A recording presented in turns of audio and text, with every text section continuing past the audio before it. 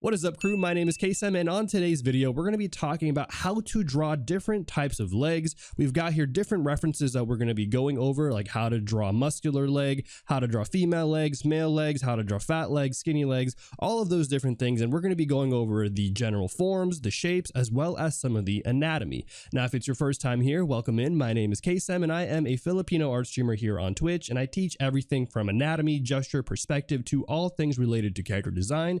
And I also work full-time in the animation industry for the studio that made Castlevania.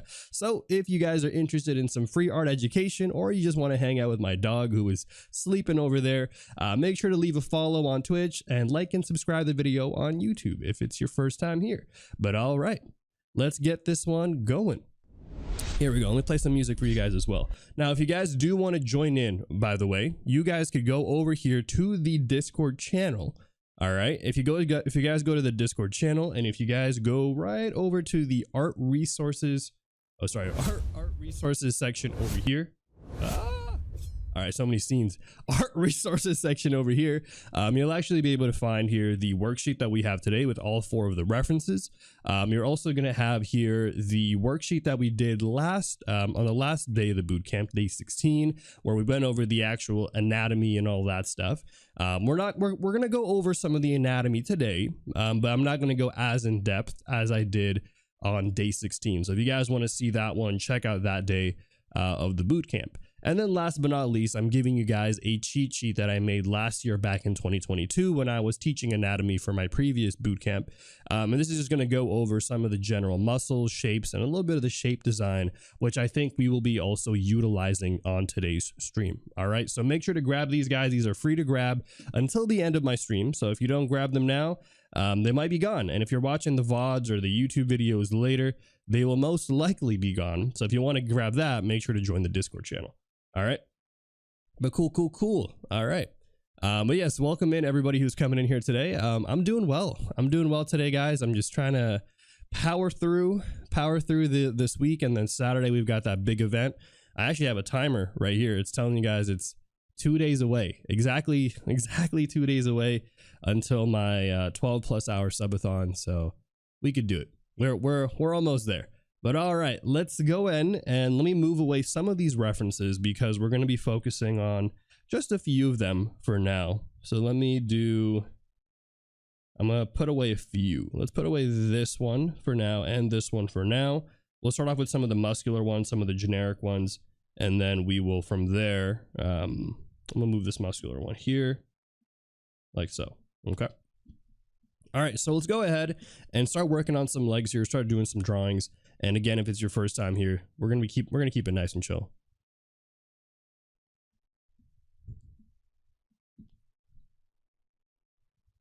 Oh, thank you so much for that adrenaline animator. Thank you for the 100 bits, and that's great to hear that you're putting in the time, because honestly, that's the secret. You know, people always come in, they always say like, Kaycem, I see on your stream title that it says how to improve your skills quickly. What's the secret sauce of how to improve your skills quickly? And the real secret is to just put the time in. Make the time in your day, right? If it means that you have to wake up an hour earlier or spend an hour less not scrolling through Instagram or whatever have you, or TikTok, that's kind of what you have to do, right? But like, if you want to get better at something, you have to make the time for it. And so that's great to hear that you are putting in that extra effort. And I'm gonna tell you now, it goes a long way, 100%. So we're going to be going over, by the way, the legs here. And actually, you can kind of see that this pose that we have here is going to be a little bit similar to what we had that we covered the other day. But I want to just kind of today kind of show you how I approach doing some of these like general shapes first, you know, just kind of doing a loose guideline. And this is kind of how I think about drawing legs in general, or just drawing the human body in general, by just kind of piecing in, you know, components and parts. And then maybe thinking a little bit more about the anatomy afterwards. So I like to keep a nice kind of gesture here. So today we'll be more focused a little bit on gesture and shape language, as opposed to the previous stream, which was more focused on volume and anatomy, right? So we were really going in depth on the anatomy the other day. Today, we're taking it nice and easy. Also, thank you for the follows, Runenberg, and everybody else who's been following me already. A lot of follows just from the start of my stream. Mr. Aki as well, Young Nails Inc., Coco Time, and Stevie Ray Drawn. Welcome in, guys. Glad to have you guys on here. All right. But out of curiosity, how many of you guys in the chat today struggle with drawing legs? Put an F in the chat if you're like, Kaycem, I can draw the face. I could draw the body. But the moment we get below the pelvis, I don't know. I just got no clue what's going on there sometimes. Whenever I try to draw the knees, I don't know. You know what I'm saying? And so hopefully today I'll show you guys kind of an easy way to draw different types of legs, because I feel like that's also another thing too that I see sometimes a lot of people struggling with, right? They know how to draw legs, but maybe they only know how to draw a certain type, a body type. Maybe you're only knowing how to draw the athletic male type or the anime waifu type of legs, but you want to be able to draw muscular women, or you want to be able to draw skinny men, or you know, fat people, skinny people in general. So that's kind of a big part of what I want to show as well on today's stream, is kind of how to, you know, like how do you actually break down the leg and focus on maybe some of the core shapes that we're seeing in the leg, such that we could then apply that to our illustrations. You mean the bumpy part? Yeah, the knee. I've never heard of that before. We do talk about knees on my stream and how to draw the knees. So we might go over that again in a few poses. Like I think this one right here is a really great example of just like a good knee shape and a good leg shape. So we'll definitely be drawing this one next. I actually am really excited to draw that pose because I feel like that one is going to cover some of the interesting shape designs that I look for whenever I'm drawing legs. This one's going to cover it too. You can kind of see already there's a lot of nice gesture with this one. But it is also a pretty hard, difficult pose. So I apologize for those of you who are trying to join in today and you're like, yo, Kaycem, why did you make the first pose something like this? I feel like we should have honestly done this one first, because I think this is easier. This is easier to start than the other one. But that's okay, right, guys? Because sometimes you got to challenge yourself, right? Today we woke up and we chose violence. All right. I do apologize though. I didn't think it was gonna be like, I didn't think about it. I was like, you know what? Well, let's just do the first one that's on the closest to me. But it's okay. Maybe that's kind of what we have to do. We got to do the hardest one first, get it out the way, feel good about it, and then, you know, if you can do the hardest one first, everything else is basically a nice smooth ride when it comes to drawing these. But yeah, thank you so much for the follows, Noodle Hoop, and Nadact TV, and everybody else. For those of you guys who are following me today, I'd love to know how you guys came across my stream. Did you guys find me through recommended? Did you guys find me through a raid? Am I on the front page again? I don't know. Do you always stream educational stuff? Asking so I can tune as much as possible. Yes. So for those of you who are coming in here for the first time, I am an educational art streamer here on Twitch. I basically teach everything from anatomy, gesture, perspective to all things related to character design. And I also work full-time in the animation industry for the studio that made Castlevania. So all I do here is educational stuff. Not to say that that's a bad thing. I enjoy teaching, and I always try to make it fun for you guys. Even if you guys are not artists, I try to make my streams as enjoyable as possible. For those of you who maybe just want to play my stream as like a, you know, like a little co-working stream while you're doing your own thing and you don't want something that's super distracting, right? That's completely fine as well. But I would say, yeah, my streams are pretty fun. I don't know, people in the chat, what do you think of my streams? Do you guys like my streams? Are you guys just here for my dog? I don't know. Let me know in the chat out here, because I could be completely wrong. But a lot of you guys are saying recommended. That's super cool. Some of you said front page. That's dope. I just scroll through the art as I'm trying to learn how to draw and paint digitally and in general. Oh, nice. That's super awesome. Well, I hope my streams can be helpful. Any other weeks of getting people that weren't doing art at all, they recommended. Oh, interesting. So maybe the algorithm took a little bit of time. Some animators are serving strong at drawing. Most artists have nothing on them. Animators are crazy. Yeah. I mean, I guess I do animation too, but yeah, no, you have to know so much as an animator. You have to know your fundamentals. You got to know your perspective. You got to know all of these crazy things. Also, Destiny. Hey, thank you so much for the 15 months. Kaycem Riz, 100%. Thank you so much for that, Destiny. How have you been? Are you better? Are you feeling better? I know you were having some tough times. Let me see here. Co-working, still sitting in the back with the chat listening. Nice. Hopefully I'm not too distracting for you guys as well. While I draw on you on the front page of Twitch. Oh, sweet. Wait. Am I on the front page of Twitch right now? Like right now? Oh shoot. Okay, well if I am, welcome in. If I'm not, it's okay. I don't mind. I don't mind being on or not being on, but welcome in everybody who's coming in. Glad to have you guys on here again. Educational streamer out here on Twitch, teaching all the good stuff out here. So if you guys are here to learn or just hang out or chill or work or whatever, come in. All right, but let's kind of go in now. So we have here the nice kind of simple structure for the leg. I've kind of been distracting you guys while I was drawing this.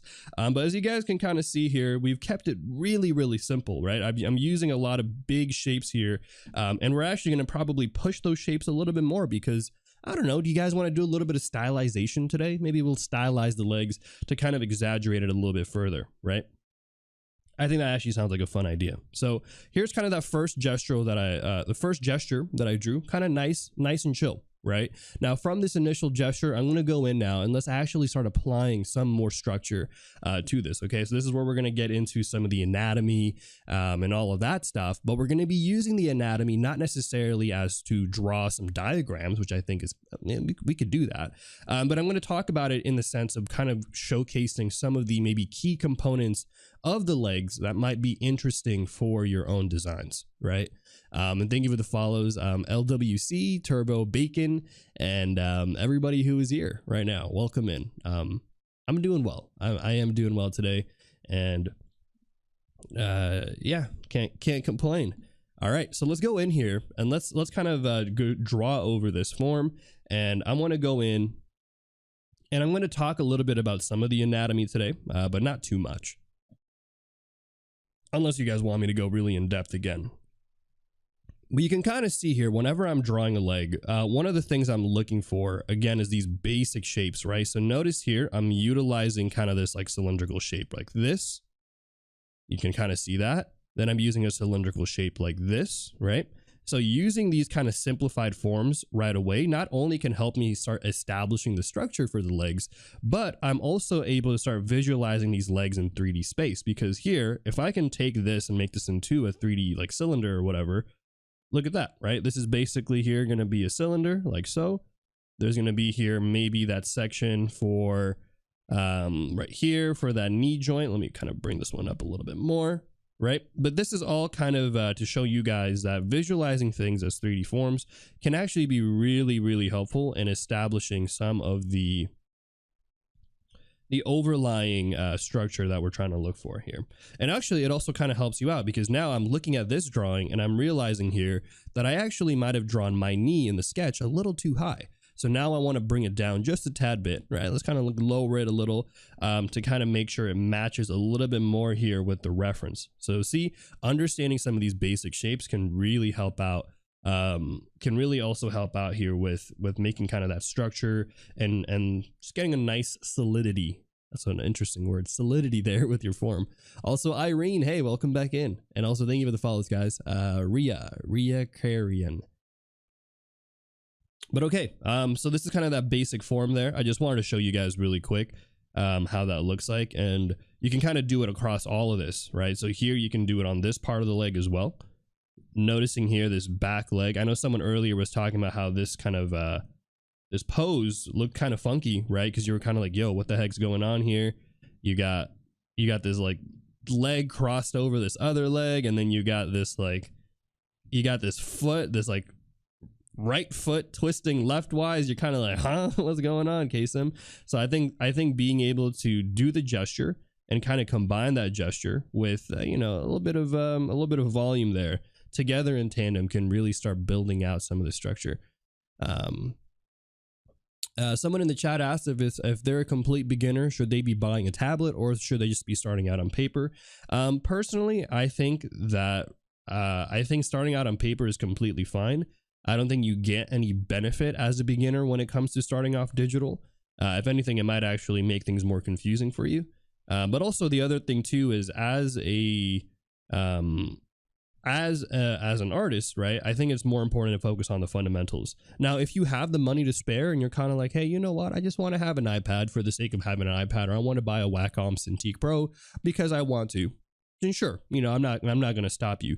But whether or not it's necessary for beginners, I'm going to say no. I don't think it's necessary at all to feel like you have to buy, you got to buy a digital tablet to be a better artist. It really isn't going to help you out too much, right?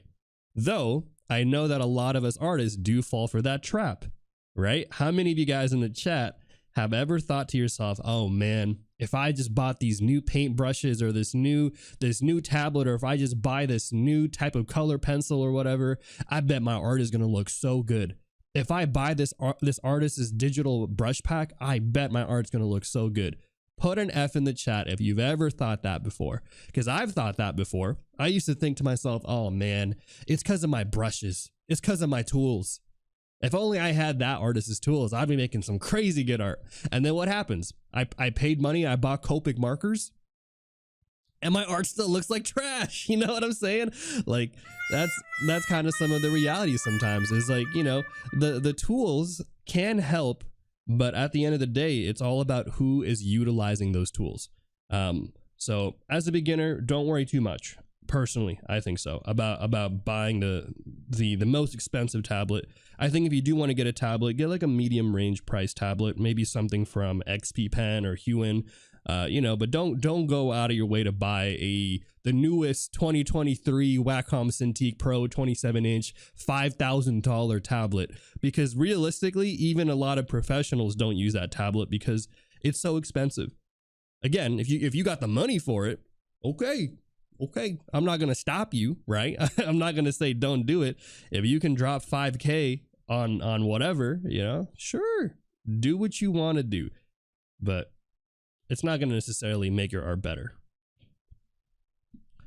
Okay, but here is kind of the rough shapes that I wanted to show you guys. All right, some of the breakdown here for these structures that you can start looking at and start thinking about when you are drawing these things out. So we started off here with the gesture, and you can see how from that gesture you can really start to visualize, right? From that gesture here, you're like, okay, cool, I kind of get it. I'm focusing on the curves and stuff. But then when you start adding in the forms, that's, I would say, really the true test of whether or not you understand what's going on here. Because if you can draw the volume and you can understand where the horizon line is and the perspective, I feel like that's going to be a good sign that, like, okay, cool, I get what's going on here. Now we can talk about some of the anatomy. All right. So let me go ahead and lower this one as well. I'm just constantly lowering the opacity here. And also welcome in everybody who's coming in. Glad to have you guys on here. But here's what I'll ask you guys, for those of you who are live right now while I'm drawing this.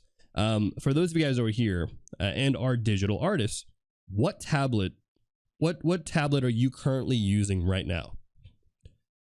Do I have any advice for improving digital drawing more so on the iPad? The advice I always give people who want to improve on digital art is really just to focus on the basic tools. Focus on the basic tools, things like the brush tool. Focus on, I'm trying to think, focus on the eraser tool, but don't worry too much about all the bells and whistles. I think sometimes people think that digital art is all about using the multiply layer and all the effects and filters and stuff like that. But really, I think of digital art as nothing different than any other medium of drawing, like painting with watercolor or using acrylics.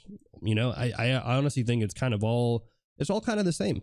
And so feeling like you have to learn all those things, I don't think it's super necessary. And I know plenty of artists who work professionally who barely use any of those features, myself included. Whenever I'm working professionally at work in the studio, I almost never really use all those additional stuff. There's a few things I'll probably use, like clipping mask and stuff, but other than that, not really a lot. But yeah, that's just kind of what I wanted to say about all that. But it's a good question, because I think there are things you can do in general, but I think that one of the best things is just to practice using the basic tools. Lasso tool can be important, though not necessary as well. I think it does depend.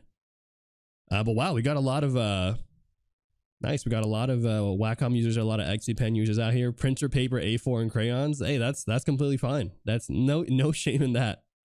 No shame in that. I know plenty of professionals who just use pen and paper. You know, I use Procreate on my tool for the iPad. Though when I do work in the studio, I use Clip Studio Paint. So for studio work, professional work, I use Clip Studio Paint.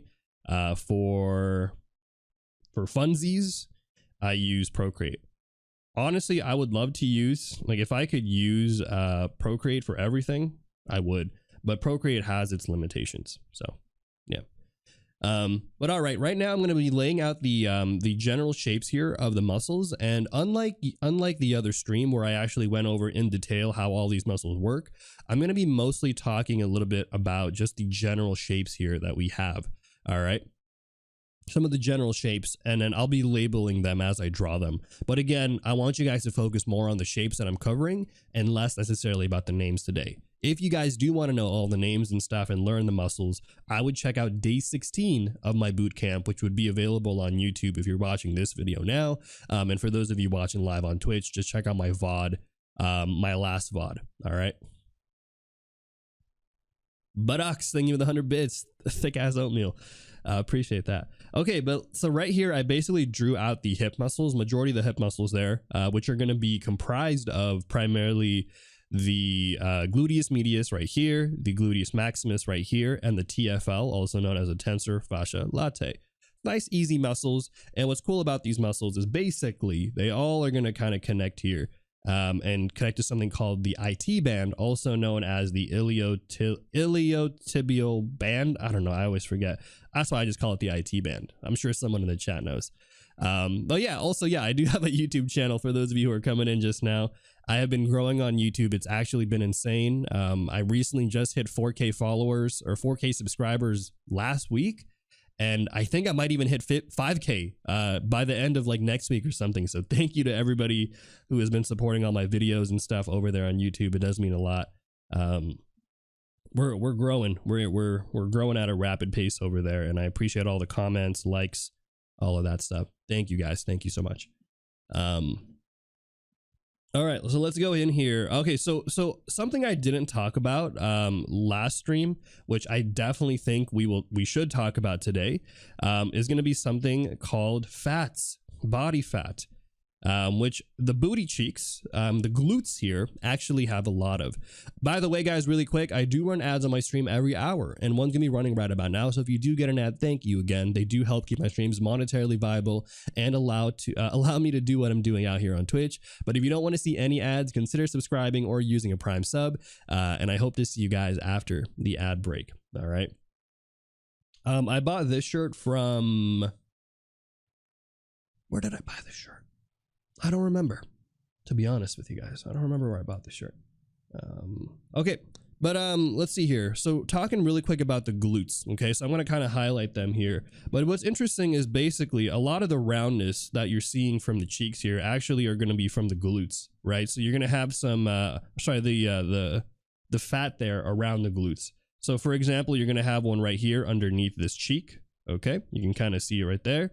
You're also going to have some fat kind of surrounding this area right here, which is going to kind of soften it out. But I would say this area right here is kind of what's creating some of that fat here. And then also there's going to be some fat underneath the leg as well. And that's going to kind of create some of that shape there. So for those of you wondering how that shape works, it's not necessarily the muscle, or it is the muscle, but a lot of it also is contributed by the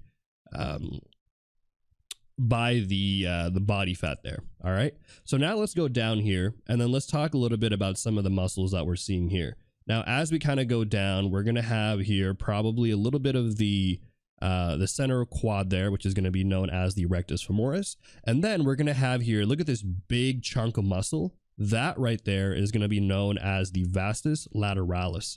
Okay, now this is a muscle that's going to end a little bit early right here, right kind of above the knee there, but where it's like tendon and stuff. And it's an interesting muscle because it'll actually create a huge shape there. It'll create this nice huge shape for the front side there of the leg. So I want to highlight some of the muscles here for you guys that I think are going to be creating some of the biggest shapes that we're going to be seeing. when it comes to drawing legs. This is going to be one of them 100% when you're looking at it from side view. So pay attention to the quad muscles and the hamstrings in the back. Those will give you the biggest shapes when it comes to drawing out the legs, the upper legs in particular. Okay, so there you go. We got here this is the hamstring there, kind of tucked behind that band. And then we're going to go in here and let's kind of draw out the hamstring muscles next. I made a mistake to buy a paper like screen protector and in the end regretted it so much. It is from my Apple Pencil tips. Ah, yes. Okay, so that actually happens to me a lot too, Henry, especially because I draw a lot with my tablet. I don't use Paperlike anymore. If you go to my description section on Twitch, I actually have a link to a screen protector that I think is way better and also a third of the price of Paperlike. And that's just the one I use. It's like some random third-party brand that exists on Amazon. I don't remember the name. I wish I do, but if you guys take a look at that one, you'll actually, I think that one is a lot better. And I don't think it's just you, Henry. I've heard a lot of people say that the new version of the new version of Paperlike just doesn't work as well as the first version did. Like it burns through the nibs. It's honestly, I don't know. I don't like the feel of it as much. So I totally get what you're saying. So yeah. Not surprised. Not surprised is what I'll say to that one. And hey, thank you so much for all the people coming in here. Welcome back in from those of you who were watching the ad. Hopefully you guys got some interesting ads out there from Twitch. Twitch always gives interesting variety of ads. Sometimes you get the good stuff. Sometimes you're just like, yo, what did I just watch? That's okay. I used to get so many ads about taxes, and I just finished filing my taxes earlier this week. Oh, thank goodness, dude. Taxes were so stressful. I was getting so stressed. The fact that I was able to knock it out earlier this week was huge weight off my shoulder. Huge weight. For those of you still doing your taxes this year, I'm rooting for you. All right. I know your pain. I know your struggle. I've walked that life. Let's see here. Kaycem, one last question. No worries, guys. Feel free to keep asking questions out here. I'm more than happy to answer as many questions as I can. Again, I'm here to teach on Twitch. I'm not just here to draw for myself. I do plenty of that for work and stuff. So I'm here to help you guys out in however ways that I can. And if that, means by answering questions and stuff, again, more than happy to answer. But let me read your question. I'm a total beginner that was inspired by a drawing of Samus that is very complex. Is it smart to try to reproduce it again and again, or should I just stick to the basics? I think you should do both. I think you should learn some of the basics, but also here's what I would say, right? Let's say you found an illustration that you really love, right? Break it down. Try to understand why you like it. Like, is it the shapes? Is it the colors? Is it the design? And try to reproduce it yourself. When you try to reproduce it, you're going to quickly learn what you know and what you don't know, right? You're going to try to do a drawing and be like, you know what? I thought I knew how to draw a face. I thought I knew how to draw an arm, but I don't. And then once you realize that, write those things down and then check them off like a checklist and say, okay, let me go study how to draw faces today. Let me go study how to draw arms today, right? Learn some of the basics and then go back in, have fun again, do some other stuff. And that's how I think, honestly, a good, healthy way to kind of grow as an artist is to balance it out with learning and then self-exploration and doing fun drawings, right? If you can do both at the same time, perfect, even better. But that's kind of what I would say about that. I think there's nothing wrong with trying to draw, but also don't get too stuck where you just keep trying to draw the same thing over and over again and you're refusing to try to improve your skills and develop new skills, right? Because you do want to give yourself time to learn new techniques, learn new, basics, relearn the basics, all of that stuff. So yeah. And thank you for the follows, Dreamer Wit, Diane's, and Shran Katzi. Glad to have you guys on here today. I've been drawing since childhood, and I stopped after 5 years ago, and I have many good sketches and drawings, but I feel that I'm not up to professional drawings because I did not learn drawing through the basics, which I started learning about a month ago since I saw your videos on Twitch. So there's any advice by skipping? So is there any advice by skipping or focusing on a stage? Oh, nice. Well, first of all, Hadi, appreciate the support. I appreciate you watching my streams. for all this time, and I'm glad to hear that you're doing drawing again, because I think your story is very similar to my story. I know a lot of you guys have been here before and know this, but for those of you who don't know, I also didn't draw for 6 years. I used to be a software engineer, and after high school, I basically didn't think I was going to be an artist anymore. And there was a period of time where I didn't draw at all for 6 years because I thought it was too late for me to be an artist. And it was only in the last 2 years, or these past 2 years, that I had to relearn my fundamentals to the point where now I actually work in the animation industry for the studio that I want to work for, on shows that I want to work for. But a lot of that really was through hard work. And so to answer your question, I would say, again, this is actually the answer I would give you is the same answer I would give to the question earlier, which is when you are doing your studies, try to really balance it out. Like, try to have fun, but try to see if you can apply the things you're learning as well to your own artworks, because I think at the end of the day, I think that's going to be what is the long-term strategy for improving your skills quickly. But I think you're on the right track. If you're telling me you're drawing again and you're watching my streams, I think, watch somebody. You don't have to watch me, but, watch some educational content. There's so much free content on the internet, whether it's on YouTube or on Twitch. And then also find a community as well, too. I think it's way easier and way better to improve as a community than it is to try to improve individually, because when you're working with a community and stuff, you can share your artwork, you can get feedback, you can give feedback, which also helps you train your eye better, right? So there's a lot of benefits, I think, of being a part of a community, whether it's local or online. But yeah, I think you're on the right track, and I'm glad to hear that you are you're pushing through. You're coming back in hot, coming back in strong out here. Keep it up. All right, so I know I've been just drawing muscles here while we're talking. So let me go ahead and go back real quick, and we'll talk about some of the muscles I just drew and some of the shapes that are here. And thank you for the follows, Batu, Sikana, and Imperial. Do you know of any kind of brushes usually is used in concept art for characters? Is it based on oil, watercolor, maybe? I think it doesn't. I actually don't think it matters too much. My brushes are based off of traditional sketch brushes or sketch pencils and stuff that I like to use. So all of the brushes you'll see on my Gumroad and stuff are just things that I like to use based off of what I used to do when I was doing traditional work. But there's no right or wrong way to do it. There's no like magic concept art brush, there are some artists that only use the round brush. There are some artists that like to use textured brushes. So I don't think there's no specific way to do it. I think find the one that is the most appealing to you and allows you to draw in the style that you want to achieve, right? Now, really quick, I'm going to go back here and just going to highlight some of the muscles that we're covering. Here we have the hamstrings right here. And these are these muscles. This right here is going to be a fat pad that actually sits on top of the calves right here. The calves are comprised of 2 sets of muscles. We have here the gastrocnemius and the soleus muscle. The gastrocnemius, I believe, and let me double check this. Or no, sorry, the soleus, I think, is more prominent. Let me see. It's more prominent on the inner side, and then you'll kind of see the soleus a little bit here, like that. But it's going to be covered anyways by a bunch of muscle that goes here. All those digitorum, whatever, I forgot what they're called, but you don't need to know that all specifically. But let me go ahead and draw the leg out on this side now. But you can kind of see here, I'm laying out here on top of just what we've drawn, and I'm using these kind of as general guidelines, right? To kind of help me, piece in some of the illustration a little bit more.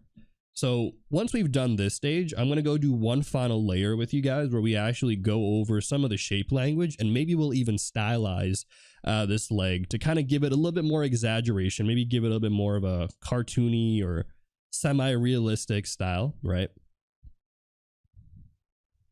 Because as you guys can tell, my style is pretty realistic, semi-realistic, which actually reminds me, I'm going to pause the music because I know a lot of you have been asking me about this.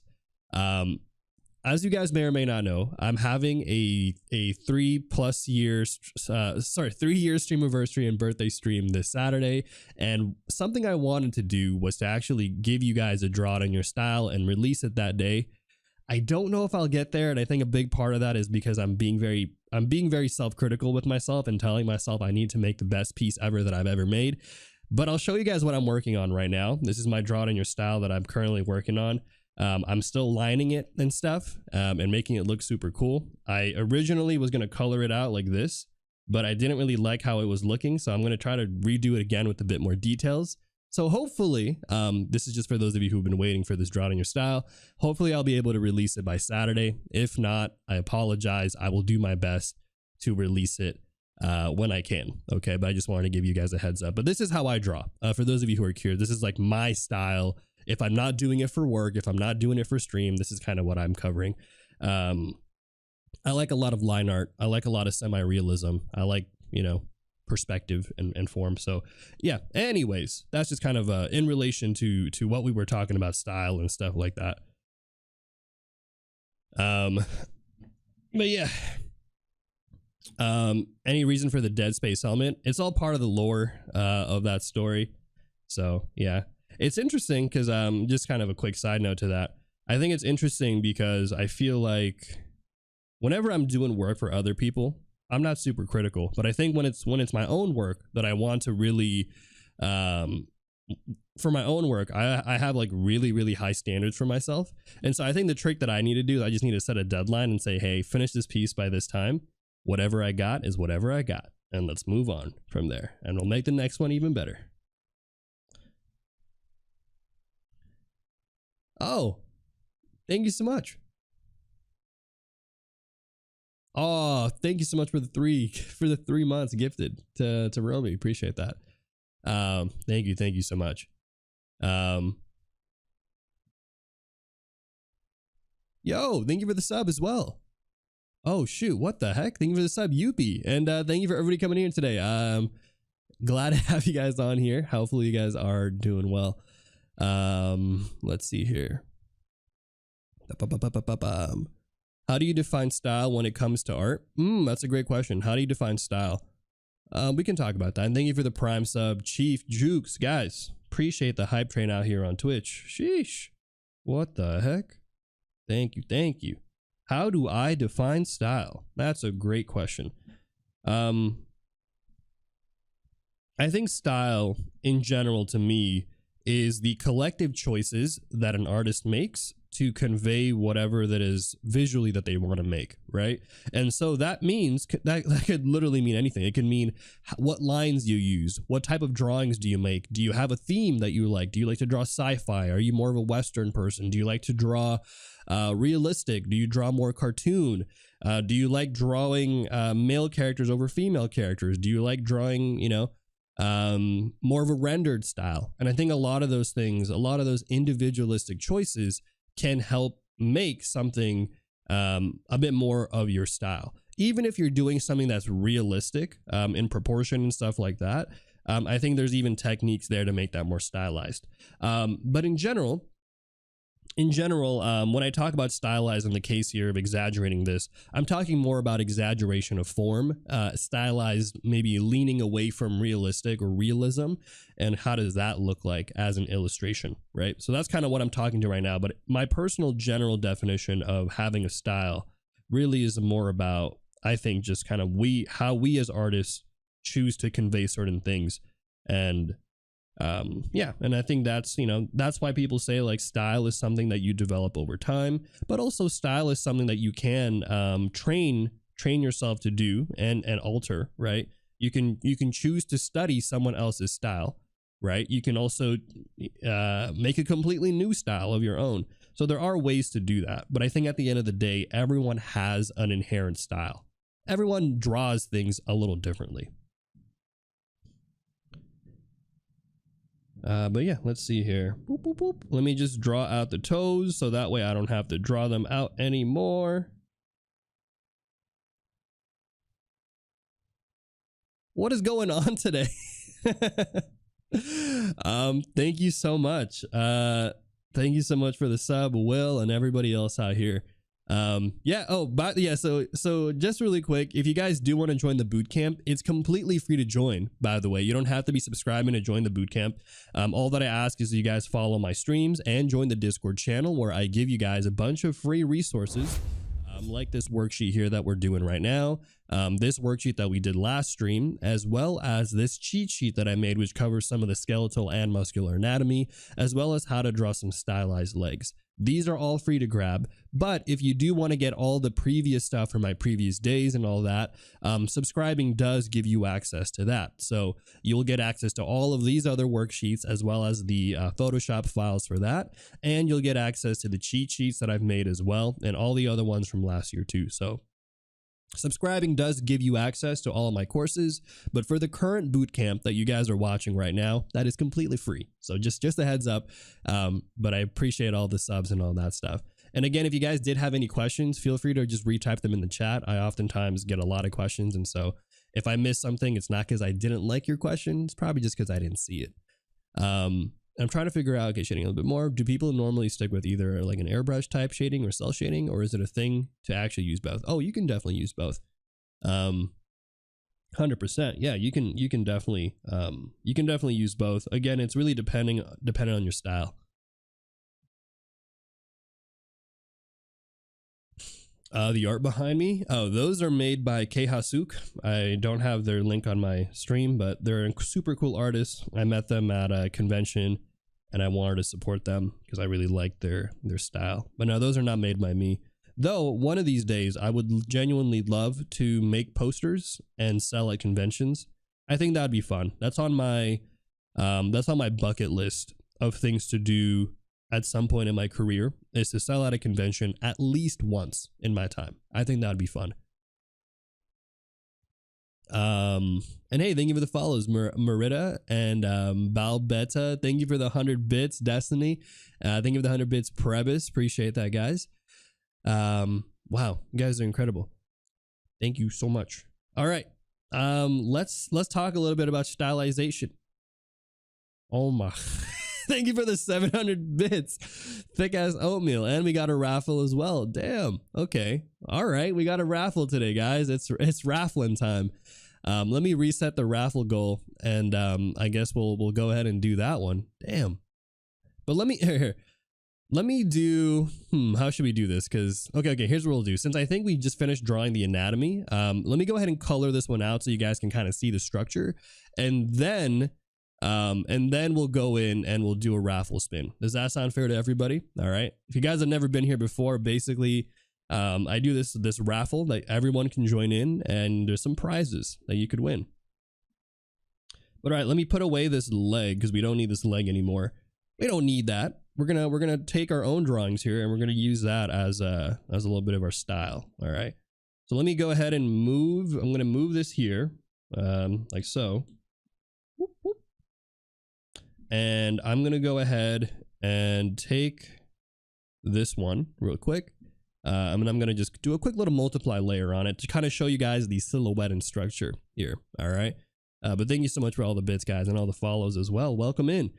For those of you guys who are following today, how did you guys find my stream? Was it through the recommended? Was it through the front page of Twitch? Was it through a streamer? Was it just through my YouTube channel? Did your brother's sister's cousin tell you about my stream? Brother's sister's cousin. That's just your cousin. Did your cousin tell you? Did your cousin tell you about my stream? I don't know why I said it like that. Yeah, always curious to see. My YouTube videos? No way. Really? So some of you guys are actually here from YouTube, huh? Oh yeah, Brandis is an OG. Yes, sir. Twitch proposed it to me because I was looking for art tutorials on Twitch. Nice. That's all I do. All I do is tutorials, which I hope is okay with you guys. I'm thinking one of these days I do want to do some more games and stuff, but it's just really hard with my schedule right now with work and stuff. I think if if I'm ever out of contract or something, or if maybe I just want to do something else, I might do more games on Twitch. But yeah, right now, unfortunately, I just don't have time to be doing games. I know I want to. I genuinely do want to. Let me go in here and just add a little bit of shading so that way this doesn't look super crazy. I'm just gonna go in here like this, add a little bit of ambient occlusion there, you know.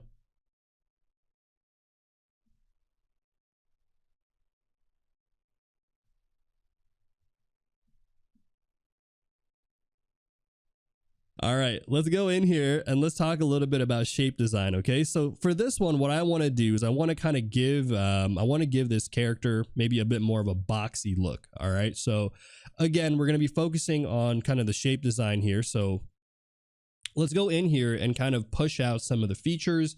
And I would say if you want to go for a really kind of a more interesting shape, you can kind of push out here the quad muscles just a bit there.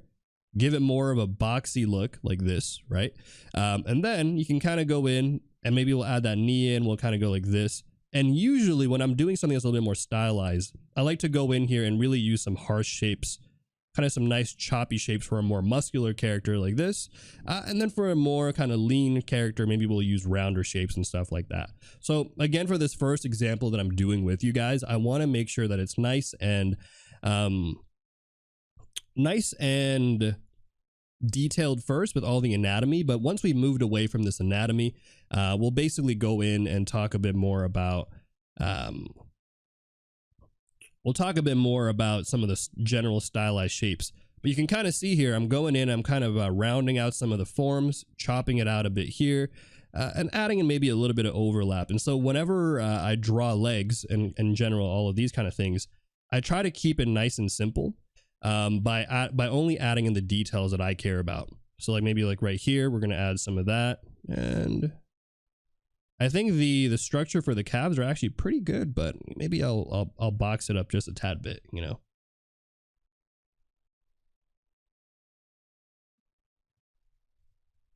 Kind of like that, you know. Just give it a little bit of a boxy shape there. Timed out, bad thing. Yeah, let me know when can someone let me know when Maze is back? Maze, I hope you're okay. Maze, maybe they went to like get food. They come back and they're like, yo, what did I do? why did I get timed out? But all right, so you can kind of see here already I'm kind of giving it some interesting kind of shape design. And so this is kind of the stuff that you can do with your own illustration, is you can really, you know, push some of the shape language there. Give it a bit more form, a bit more detail. Maybe here we'll kind of box this one out a bit more, exaggerate that. And then maybe we'll go in here and really kind of push out those calf muscles just a bit, right? So like adding in stylization doesn't have to be a huge, crazy change. Sometimes it's all about just using some interesting shapes there, and maybe even straightening out some of the features that we already have here. Like so.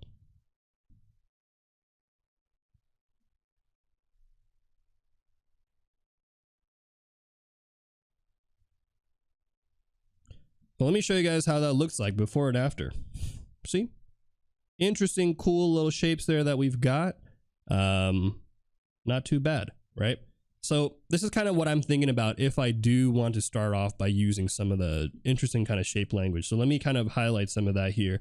So I'm using more kind of a boxy, cut like right here. Same thing right here, right? So I'm using this as my general motif here for the structure of the character. And maybe I'll actually go in here and maybe I'll like, you know, bring this one down a bit more like so. And so that's going to be the shape language I'm conveying here. So subtle differences that you can kind of see here that we're utilizing. Whoop, whoop.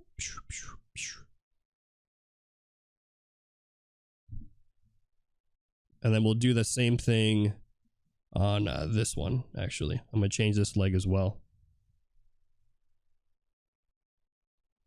So that's kind of what I think about when I'm doing it. Yo, look who is back. Maze318.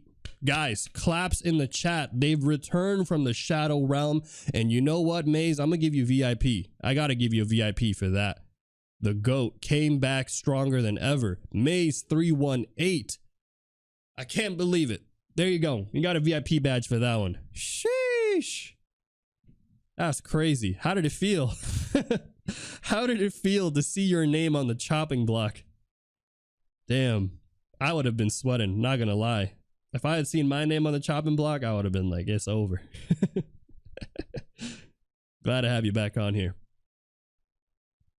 Thank you for all the follows today too, guys. Welcome into the Kaycem crew. Hopefully you guys are doing well today. Yeah, we've got here a lot of good examples for today's stream, so hang tight on this one.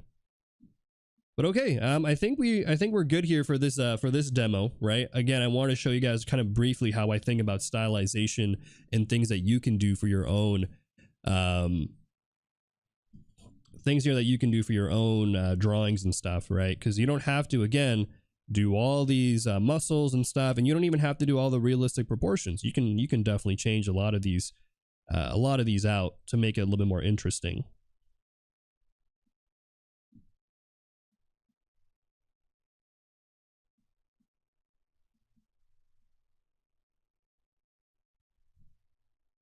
Let me just kind of color this one out a little bit here.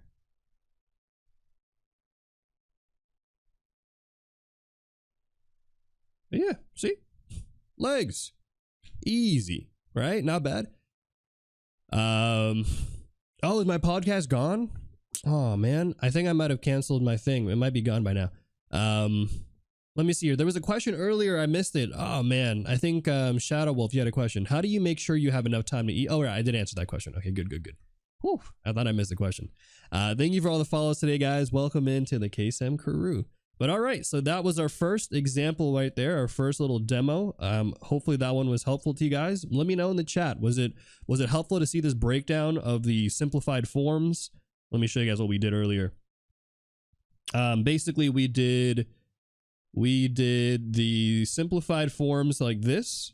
Then I showed you guys, or the simplified gesture. Then we did here the basic shapes.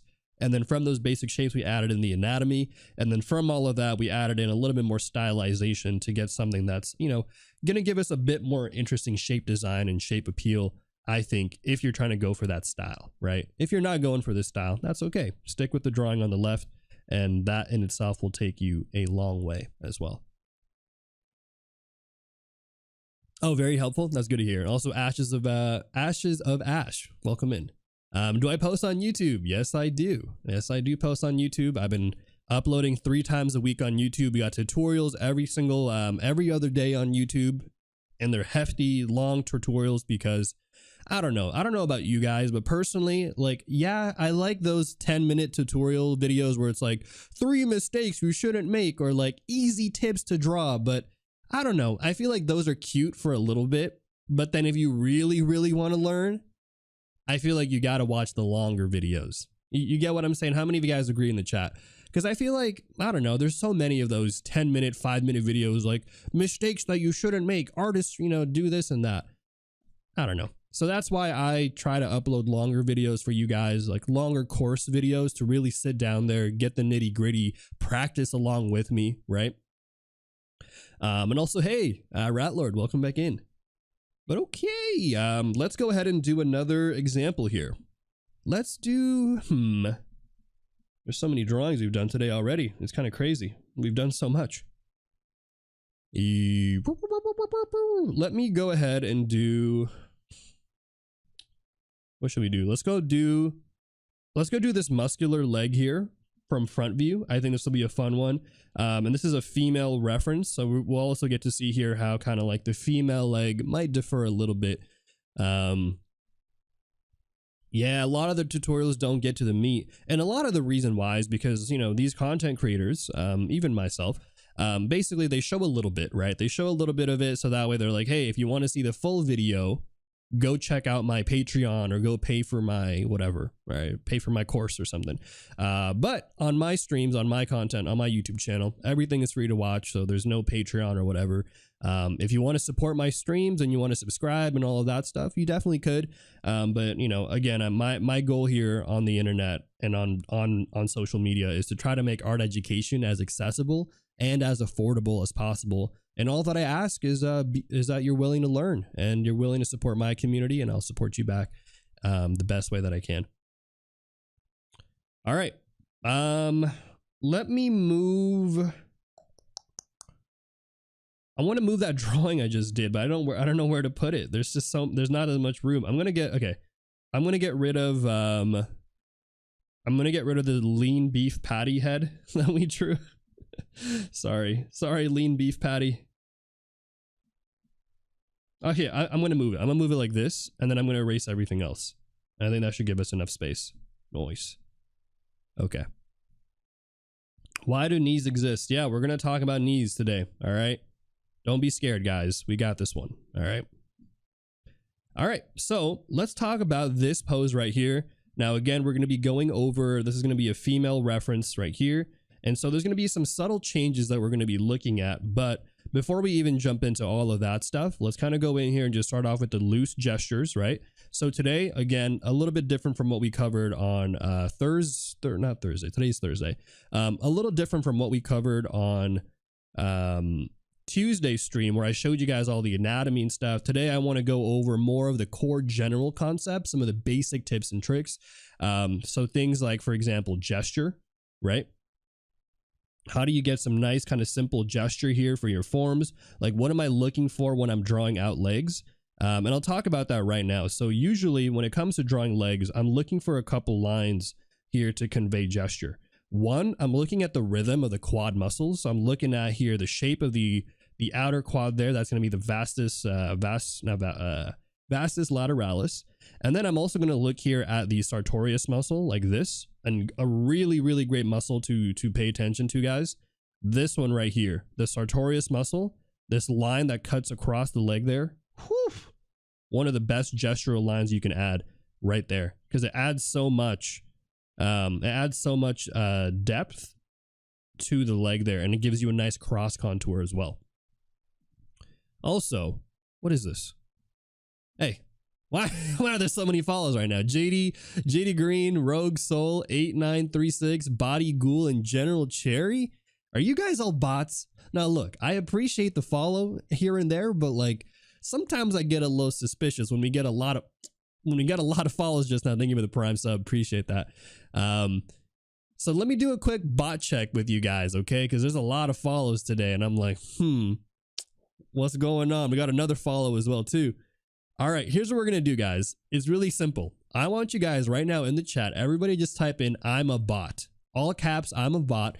And the reason why is because if you were really a bot, you would not be able to type this, right? Because a real bot, it would be against their code. It'd be against their algorithm. See, bots always type this. I'm not a bot. That's bot behavior. But a real bot would not be able to type I'm a bot in the chat. But also, statistically speaking, 1 out of every 4 follows on my stream usually is a bot. You never know. So the last person to type I'm a bot, you might just be a bot, all right? So everybody type in I'm a bot in the chat. And here's what I'm going to do. Let me just look at all of this. Okay, cool. I'm a bot. I'm a bot. Yep. I'm a bot. I'm a bot. I'm a bot. I'm a bot. Perfect. Okay, cool, guys. I'm going to go, I'm going to send this over to Twitch staff, the Twitch moderators. Expect an email in a few days about your account getting suspended for bot activity. Let's go.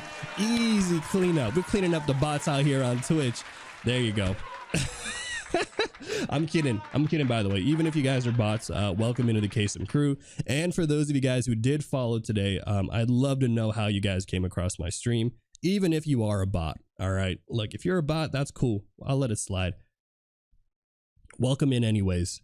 But yeah, let me know, guys. Did you guys find me here through my YouTube channel? Was it through the recommended on Twitch? Was it through the front page? What brought you guys here today?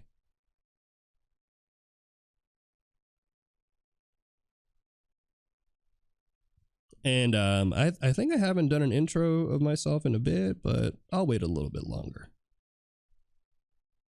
I was on the For You page on TikTok. What the heck? I saw you drawing lean beef patty. Oh, that was like a while back. Yeah. We might draw more of her later, for sure. Luz Camello, thank you for the follow as well. Okay. Legs. So here, again, so for those of you who are coming in just now, we're basically drawing in some of the gesture for this leg before I go in and start actually talking about some of the forms. But you can kind of see here, I'm keeping the gesture super loose. I'm mostly trying to look for the rhythms here, right? So the sartorius muscle, all of that stuff. These are nice muscles I'm looking for as rhythm. So really, if there's 2 lines to pay attention to for the upper body, you got here, boom, this, the outer quads, and then here you have the inner sartorius, right? So again, same thing here, outer quad, inner sartorius, right? You can use that pretty nicely for some good old gesture. Let me go in here and just do a quick one for the shoe. You know, nice and simple out here for the shoes. Nothing too complicated. Yeep, yeep, yeep, yeep.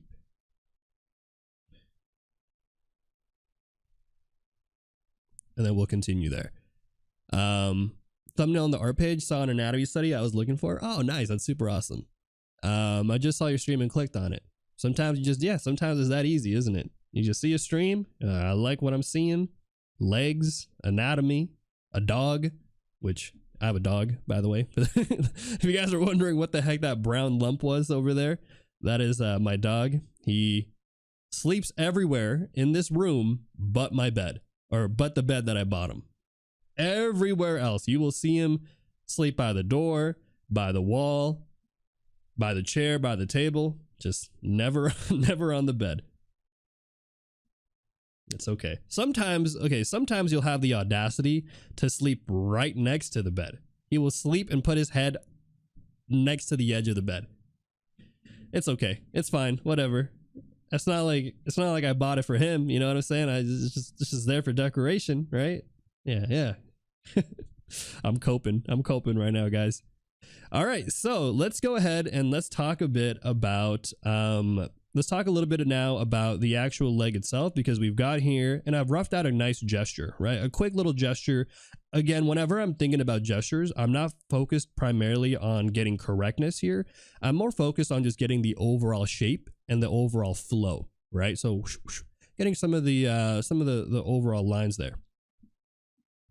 So here we go. We've got here this nice little gesture. Let's go ahead now and lock in some of the actual forms that we're seeing here today. And then from there, we'll talk a bit more about, what's it called? Some of the anatomy that we're seeing. Because I actually think the anatomy on her is going to be really good.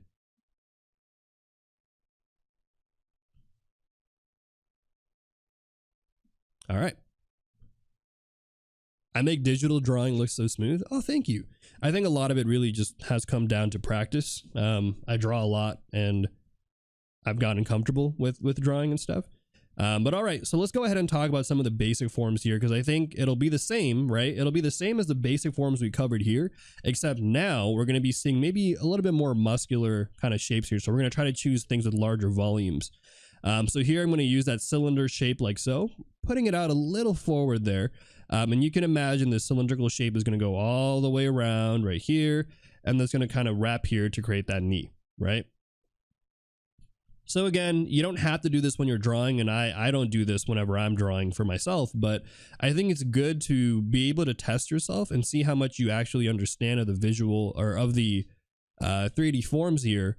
Because if you can do this, I feel like doing all the anatomy and drawing characters in perspective and all of that stuff, honestly, is not going to be too far off, right? This is kind of the first step right there. Let's see here. Hey, Kay, love the stream. My grandpa was a cartoonist from the Bombay School of Art. Okay. I lived there for very my life. Okay. I have a lot of art books he left for us and love to read those and also learn from streamers like you. Oh, thank you, Makan. That's super awesome. Thank you for the support, and that's super cool that you have those resources to look back on. And thank you, Tara. Appreciate that. Kay, do you do any line work exercises? Not anymore, but I used to. Yeah, back in the days, I used to do some like gestural stuff. Practice my line confidence. But now I just draw, and that in itself is usually enough for me to practice my lines and stuff. But when I draw, I always try to, what's it called? I always try to use my whole arm as well as like my whole full range of motion, because I think that's really important to be able to do that. But yeah, as you guys can see here, I'm just locking in these basic shapes, and I'm trying to also, we haven't really talked about it too much, but I think maybe we should. So the thing that I want to talk about is perspective. Now, the reason why I think perspective might actually be really important when it comes to drawing legs is because the legs and the feet in particular are usually going to be touching the ground, right? And so if you want to make sure that your legs and your characters are not floating in space, you have to kind of learn some of the perspective there. But let me actually ask you guys, put an F in the chat, guys, if you've ever tried to draw a character before, and the moment you try to put them in a scene or in a background or something, it just looks like they don't fit properly in that scene, or it looks like they're maybe floating a little bit, like the feet doesn't look like they're touching the ground the way that you want them to touch the ground, right?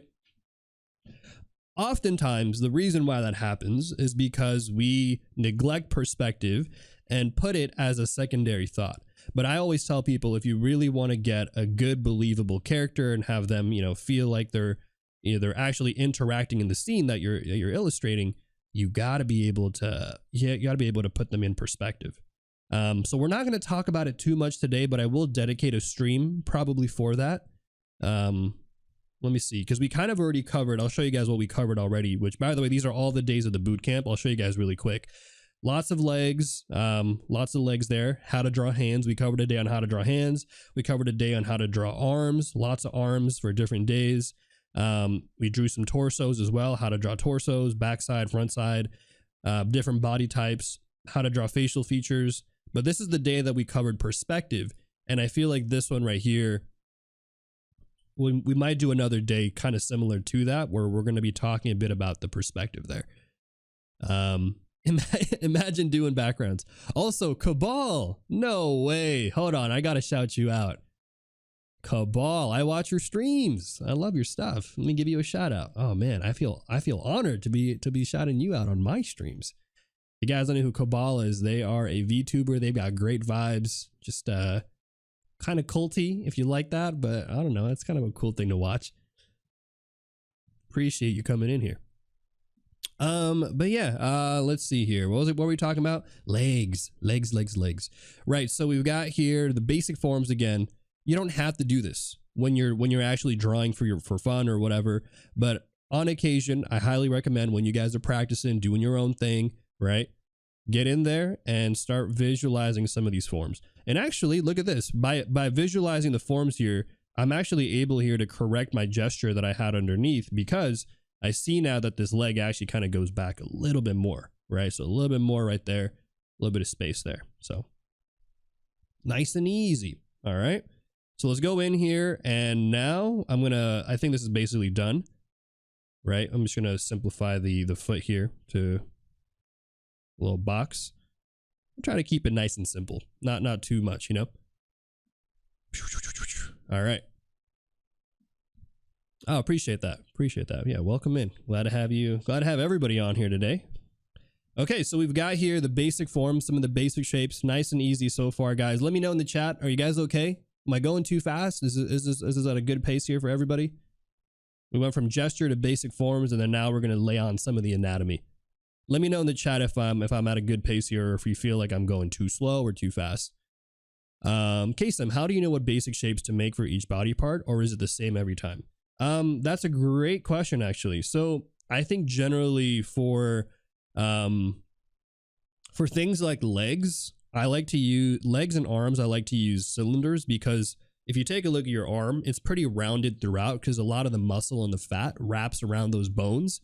Whereas the rib cage, if you take a look at the structure of the rib cage and the pelvis, those are inherently boxy, right? So the skeleton structure of the ribs and the pelvis are naturally going to have kind of a sharp kind of changes there in the planes.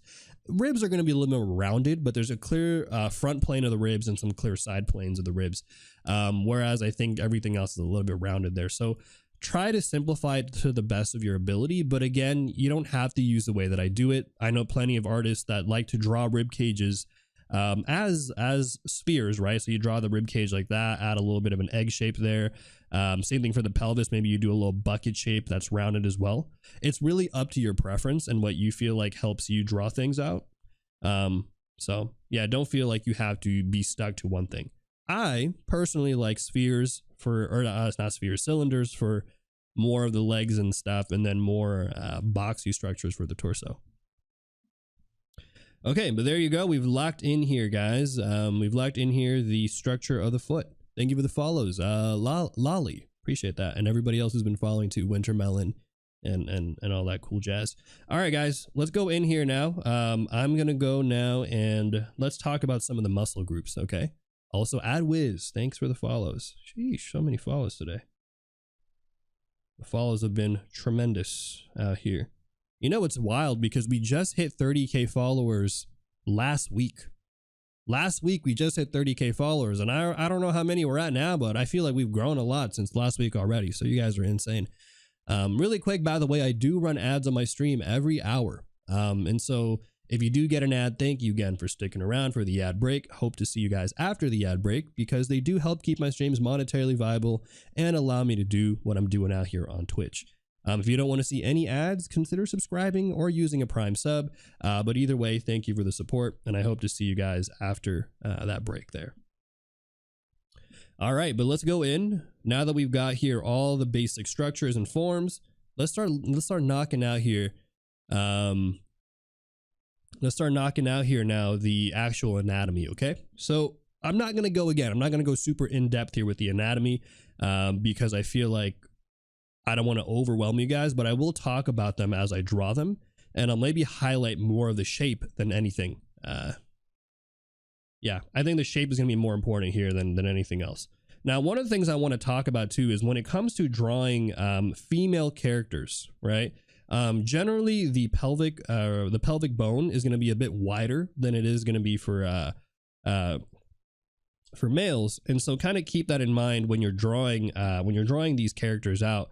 So a way that you can kind of distinguish maybe the male and the female is if you're going to look here at where the greater trochanter is, that's going to be the bone there of the femur. It's going to be usually a little bit more at an angle, so you can kind of exaggerate there the angle or the degree there of the hips to kind of give it more of a feminine look. Which again, these are generalizations, so not all characters are going to have this, and you'll see that when we actually do a few other examples later. But again, I want to give you guys the general tips there, so that way you can utilize that to however you feel is appropriate. Now I'm going to go in and let's start talking a bit now about some of the muscle that I'm seeing here. The first one is going to be the interior adductor muscles right here. And that's going to be kind of closed in here by the sartorius muscle that we talked about. Now, what I like about this particular pose and reference is if you actually wrap around the leg here, you actually see that this curvature and this gesture goes all the way down here and actually connects to the side of the leg right here. So what's going on there, guys, is basically the sartorius muscle that's right here, that's actually wrapping around the quad muscles. And then it goes behind the inner quad, which I'll draw in a bit, when we talk about the knees, and then it's going to kind of combine here with the rest of the inner muscles here of the leg. So nice little kind of flow and gesture there, and we're going to go for a more rounded, stylized look for this one. Whereas for the other one, we went for more a boxy, sharp angle look, right? So I'm going to go for some nice rounded shapes right there. And thank you for quenching my thirst, much needed.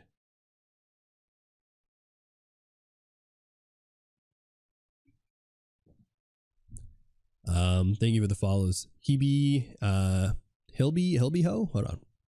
Hillbill Ho. Midnight Angel. Pluto Inc. And thank you for the sub. Larry Quam. Thank you.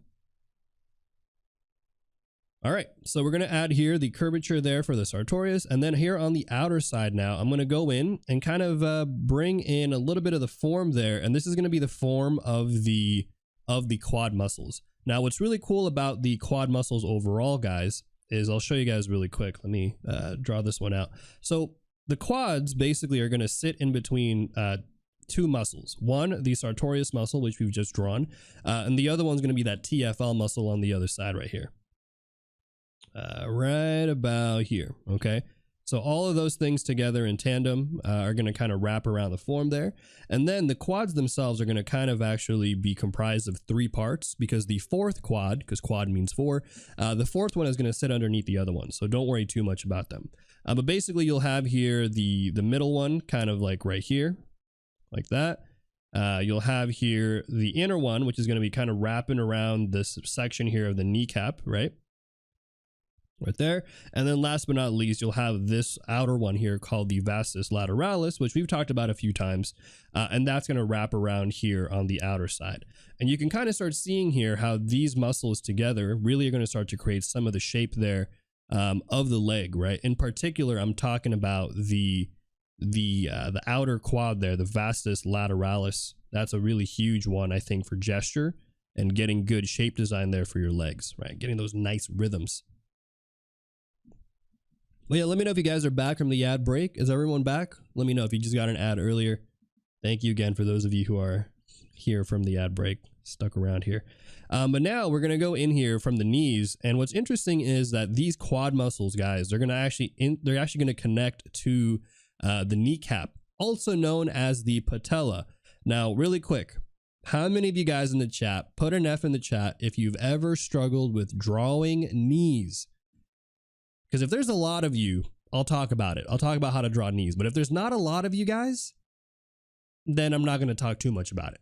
You know what I'm saying? So put in the chat if you've ever struggled with drawing knees and if you would like me to talk about it today. Because if not, I'll probably just skip through it and we'll just draw the knees out. But if you really want me to go in depth, I can explain it to you guys, demystify the magic of the knees today. Your knees are always weak. What is it? Knees weak, arms heavy. You got vomit on your shirt printed. Mom spaghetti. Thank you for the follow, Gold TX 600 and also Ivan. All right, cool. There's actually a good number of Fs in the chat. Yo, what the heck? Okay, so let's talk a bit about the knees today. Damn, that's a lot of Fs in the chat. All right. Let's go in, and I think the first thing that I want to talk about when it comes to knees is to actually realize that the knee itself is not actually like a bone. There's no like knee bone kind of thing. The knee is actually a joint, and the joint is actually comprised of many different components of the legs, both upper and lower leg. So part of the reason why the leg is confusing is because it is confusing. The knees are just difficult. Thank you for the prime sub, House of Sakura. So let me explain what I mean by this. Okay, let me explain what I mean. So the knees here basically starts off with the patella. Okay, so the patella is this kind of pentagon shape here, and you can kind of actually see it on this model that we have right here. Okay, right about here. Now, and you can actually see it right here as well. Now, what's cool is the quad muscles. You got here the vastus medialis right here, the rectus femoris right here, and the vastus lateralis right here. All three of these quad muscles are actually going to connect to the knee, and this portion right here is going to be all tendon. Okay, now what's interesting is the outer quad, so the lateral quad there, is actually going to insert and connect a little bit higher up, and then the rest of this section is going to be tendon. So you can kind of see that with this model here. What ends up happening is you have this kind of bunched up shape of muscle right here that kind of creates this asymmetry, right? We talked about these rhythms on the last stream here and how these rhythms can really create a nice visual appeal, but that's also just how the anatomy works. Now on the inner side right here, you're going to have some set of muscle. That's going to be the abductor muscles and the gracilia and the sartorius connecting to the side there of the leg. But what's also interesting here is that on the outer side of this leg right here, there's actually very few muscles, and the muscles that are there are actually really thin. And so you're going to get a contrast here where the right side of the knee is going to be relatively flat like this, but the inner side of the knee is going to be rounded because of the muscles that connect on the inner side and kind of help soften it out, right? So you have here, recap, quad muscles on the top, right? Flat line there on the outer side, curved lines there on the inner side, right? And again, a lot of this is from the structure. Now, going in, one final thing that I want to call out here, or two final things here. One is you're going to have a component here called the tibial tuberosity, which is basically a little ligament that connects the patella to the tibia bone of the lower leg there. Okay, so you'll actually see this right here on the knee. Look, if you look at this reference, that's what this line is right here. I'll do it in a brighter red, and I'll try to make the reference a little bit lower opacity. That's basically that line right there. That line that you're seeing, this line right here, that is called the tibial tuberosity, that basically connects that kneecap onto the lower leg bone there of the tibia. Okay. And then the last thing I want to call out for you guys is these things called fat pads. Okay. So around the patella are three major fat pads. There's a few, there's a bit more, but the three major ones here is going to be a fat pad that covers the tendinous area right here of the upper section of the quad. And then two fat pads right here next to each side of the knee right there. Okay. So that's kind of it. And that's kind of what helps create some of that interesting structure there of the knee. You can kind of see it on this model, why it looks so kind of funky and stuff is because it's all of these different components comprised together. Okay. So there you go. That is how you draw knees. Hopefully that is not too scary. I know it's a lot to cover. But I think once you practice it a few times and see it for yourself, you'll kind of realize like, okay, I get it. I get it a little bit more. But yeah, was that somewhat helpful? Let me know in the chat if that was even somewhat remotely helpful. I know it's a lot to cover. And again, I think knees are probably the hardest thing when it comes to the legs because they're just so funky, and the shape that it creates at the end of the day is like, it's such a weird shape. But it's good to know. It's good to kind of know it and stuff. Do you think knowing all the names of the muscles are necessary? Some artists do and some don't. Curious what you think. I don't think it's necessary. I think it's nice to have and nice to know. I think it can help you out when it comes to trying to figure out what's going on with the body. But I know plenty of artists professionally as well, who don't know anything about the names of the anatomy, but they know the shapes, right? And I think that's most important, is knowing the shapes and knowing where the muscles insert is probably more important than the names themselves. But if you know the names, I think it's easier to communicate it to other people and to yourself, right? So that's kind of the thing. That's like a trade-off, but I don't think it's necessary. Shapes are more important, and the way that they work and function is probably more important too. Yeah. Also really quick, I'll do an intro of myself since there's probably a lot of you guys here and maybe you don't know who I am. But if it is your first time here, welcome into the Kaycem crew. My name is Kaycem. I am a Filipino art streamer here on Twitch, and I teach everything from anatomy, gesture, perspective to all things related to character design. And I also work full-time in the animation industry for the studio that made Castlevania. Also, I'm prepping right now to work as a character designer on shows like Castlevania, Legend of Korra, and Invincible. So if it's your first time here, guys, and you're interested in some free art education, or my dog who is asleep over there, make sure to leave a follow, join in. If you're watching from YouTube, make sure to like and subscribe. Here's a link to my YouTube channel for those of you guys who are checking it out. But yeah, that's a little bit about me. I like teaching art on Twitch, and I like making art education as free as possible because I had to drop out of art school because I couldn't afford art school. And I know that sucks. It sucked for me, and I'm sure it sucks for a lot of people who feel like they want to get better with art, but they don't feel like they have the means to either buy that book or buy that super fancy smancy online art course that their favorite Instagram artists put on kind of thing. Where do I live? I live in Los Angeles. I live in Burbank, actually. The heart of the animation industry here in Burbank. Though Powerhouse, the studio I work at, they are based in Texas. But I'm not moving to Texas. They asked me if I want to move to Texas, and I was like, no, thank you. I want to stay here in LA where I'm familiar. I want to drop out of art school. Each class is 2.5 hours long, and I've never had time to relax with 5 classes. Oh no, I get you. Yeah, I've been there. I've been I've taken classes. I used to go to art school. For those of you who are curious, I went to a school called a Pasadena Art Center here in California for about a semester, and then I realized I just couldn't pay for it. It was just super expensive, and I had to drop out. But honestly, I think it was for the better, because after that, I studied computer science. I became a software engineer. And I think it took me all of those years and that whole 6 years of not drawing at all for me to feel like I should relearn everything that I thought I knew about art. Because I think that was kind of the big problem that I had was when I was younger, I had a misconception, or not a misconception, but I think I learned art in a way that was because I wanted to just get better faster. And that meant that I also wanted to cut a bunch of corners, right? I would always try to look for those easy tips and tricks on how to draw. But the problem with those easy tips and tricks are they're good at teaching you how to draw one-off things, But if you try to want to level up and expand things, and if you don't have the fundamentals, at the end of the day, you're going to have to learn those fundamentals. And I just didn't have those fundamentals built in my earlier days as an artist. But I think to top it off too, I think I struggled a lot with Instagram and stuff because I'm sure some of you guys can relate to this, but back in the days when I was posting a lot more on Instagram, I always felt the need to make something that other people would like, right? You kind of get nervous about posting something because you're like, oh man, are people going to like this? Am I going to get enough likes or comments? And so instead of creating for myself, I was creating for other people. And I was trying to create stuff for this virtual sense of gratification that ultimately was actually hindering my own growth and my own personal development as an artist. So that was something I had to move away from as well. But put an F in the chat if you can relate to what I'm talking about.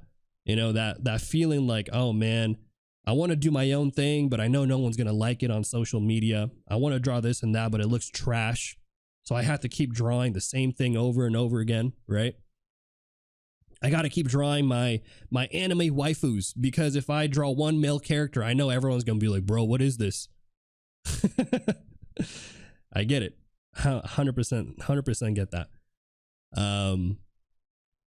Do I need to have any form of graduation to be in art school? I don't think so. I think there's a lot of online schools nowadays that allow you to enter in without any form of education and stuff. It's more like are you willing to pay kind of thing. I think a lot of schools just care about whether or not you are able to pay, because these are like private institutions, right? Private institutions like that are just like, can you give me money? Good, you're in. Come in, regardless of whether or not you can actually pass the classes and stuff. As long as they can take your moolah, that's all they care about, you know.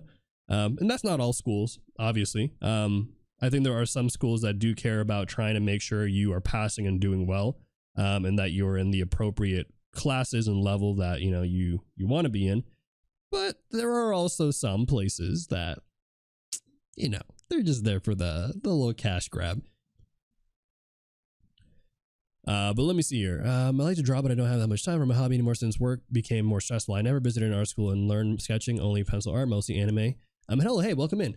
So that's a great thing to bring up, JK Chan, because I know that this feeling, so basically this feeling here of I like to draw, but I don't have that much time anymore for my hobby because of work or whatever. How many of you guys can relate to that in the chat? How many of you guys are like, man, Kaycem, I would love to draw more, but school is in the way. I got work. I got my 9 to 5. I got kids to take care of. I got my life. I got responsibilities. After coming home from work, I'm too tired. I'm too tired to do anything. You know what I'm saying? How many of you guys feel that way? And here, okay, if you do feel that way, here's what I'll say about that, because I actually used to be in that position. So if you guys didn't know, again, before I started working in the animation industry, I actually used to be a software engineer. And a big part of the struggle that I had was like, oh man, how do I have time to draw when, you know, I'm coming home from work after commuting and doing all this and that, right? And I realized the problem also wasn't that I wasn't really making time for it, right? It's like, okay, it's like I tell myself I don't even have an hour to draw, but at the same time, I have an hour to scroll on Instagram and YouTube. So do you really not have an hour? Or maybe are you just too tired? Or choosing the other things, the easier things to do than what it is that you actually want to do. And so one of the things that actually helped me to be able to, one of the interesting things that I think helped me be able to overcome that and actually start drawing more, even though I was working my schedule, I was working like 8 to 12 hours as an engineer, was that I prioritized drawing as the first thing that I did in my day. Basically, I would wake up early. I'd wake up at 6 a.m. and I made sure that I was drawing even for just 10 minutes. That was it. I told myself, if I can just draw for 10 minutes today, it could be some lines, it could be a gesture, anything, then I've at least completed that goal. And that is it. And then I can go on with the rest of my day, move on, do my work, watch my Netflix, scroll on Instagram, and be completely fine because I knew that I at least did a little bit of drawing. And I know some of you guys in the chat are like, Kaycem, I don't know, 10 minutes of drawing? That doesn't really seem like it's going to help out a lot. Well, I'm going to tell you now, 10 minutes of drawing every day for 7 days a week is over an hour of drawing, and over an hour of drawing a week is better than not drawing at all, because you can't get better from just watching YouTube videos. I know some of you in the chat are like, Kaycem, how could you dare say that? You mean to tell me binge watching YouTube videos doesn't make me a better artist? Yes, that is actually true, because just because you have the knowledge in your head, guys, doesn't mean that you're actually able to execute it. And let me ask everybody in the chat right now. Put an F in the chat, guys, if you've binge watched a bunch of YouTube tutorial videos, right? You watch hours of videos on how to draw heads, 3 easy tips for drawing hands or whatever you're watching. And you're like, yeah, I get it. I understand. But the moment you try to draw it yourself, what happens? You're like, huh, wait a minute. I thought I knew what I was doing, but apparently I don't. You know what I'm saying? So just because you know, just because you're watching something doesn't mean you can do it yourself. It's like the same thing as saying like, oh, I watch basketball every day, and so thus I'm a good basketball player. Like that doesn't make sense, right? You get what I'm saying? You know what I'm saying, guys? It's like, how is that possible? But yeah, we think that way. We think that just because we're watching a bunch of tutorials, that's how we get better. So I always tell you guys, you know, put in 10 minutes, even just 10 minutes of your day. I know it's tough. I know it's tough to do, but it's possible, because I know everybody has 10 minutes. Let's be real. Everyone has 10 minutes in their day to spare to draw. Take those 10 minutes away from social media or whatever have you, and put 10 minutes into yourself. Because if you truly care about, you know, the things that you're interested in, I think it'll pay off in the long run. And having those small goals can eventually lead to bigger goals, because who knows, maybe all you needed was a little routine, right? You need a little routine to get you started, and then all of a sudden you're drawing more regularly and you're like, okay, I'm kind of down. Maybe I'll do more than 10 minutes now, right? I go to bed at 8 p.m. already. Yeah, so I get you. 100% I get you. Again, I've been there. I've been there with the whole work schedule and feeling like they're just too tired. And so I always tell people, you know, you don't have to make it a big deal too, because I think here's part of the other problem as well. I think part of the other problem that some people might feel is that because they only have a limited time, they feel like the time that they do spend has to be spent on making something that looks incredible, right?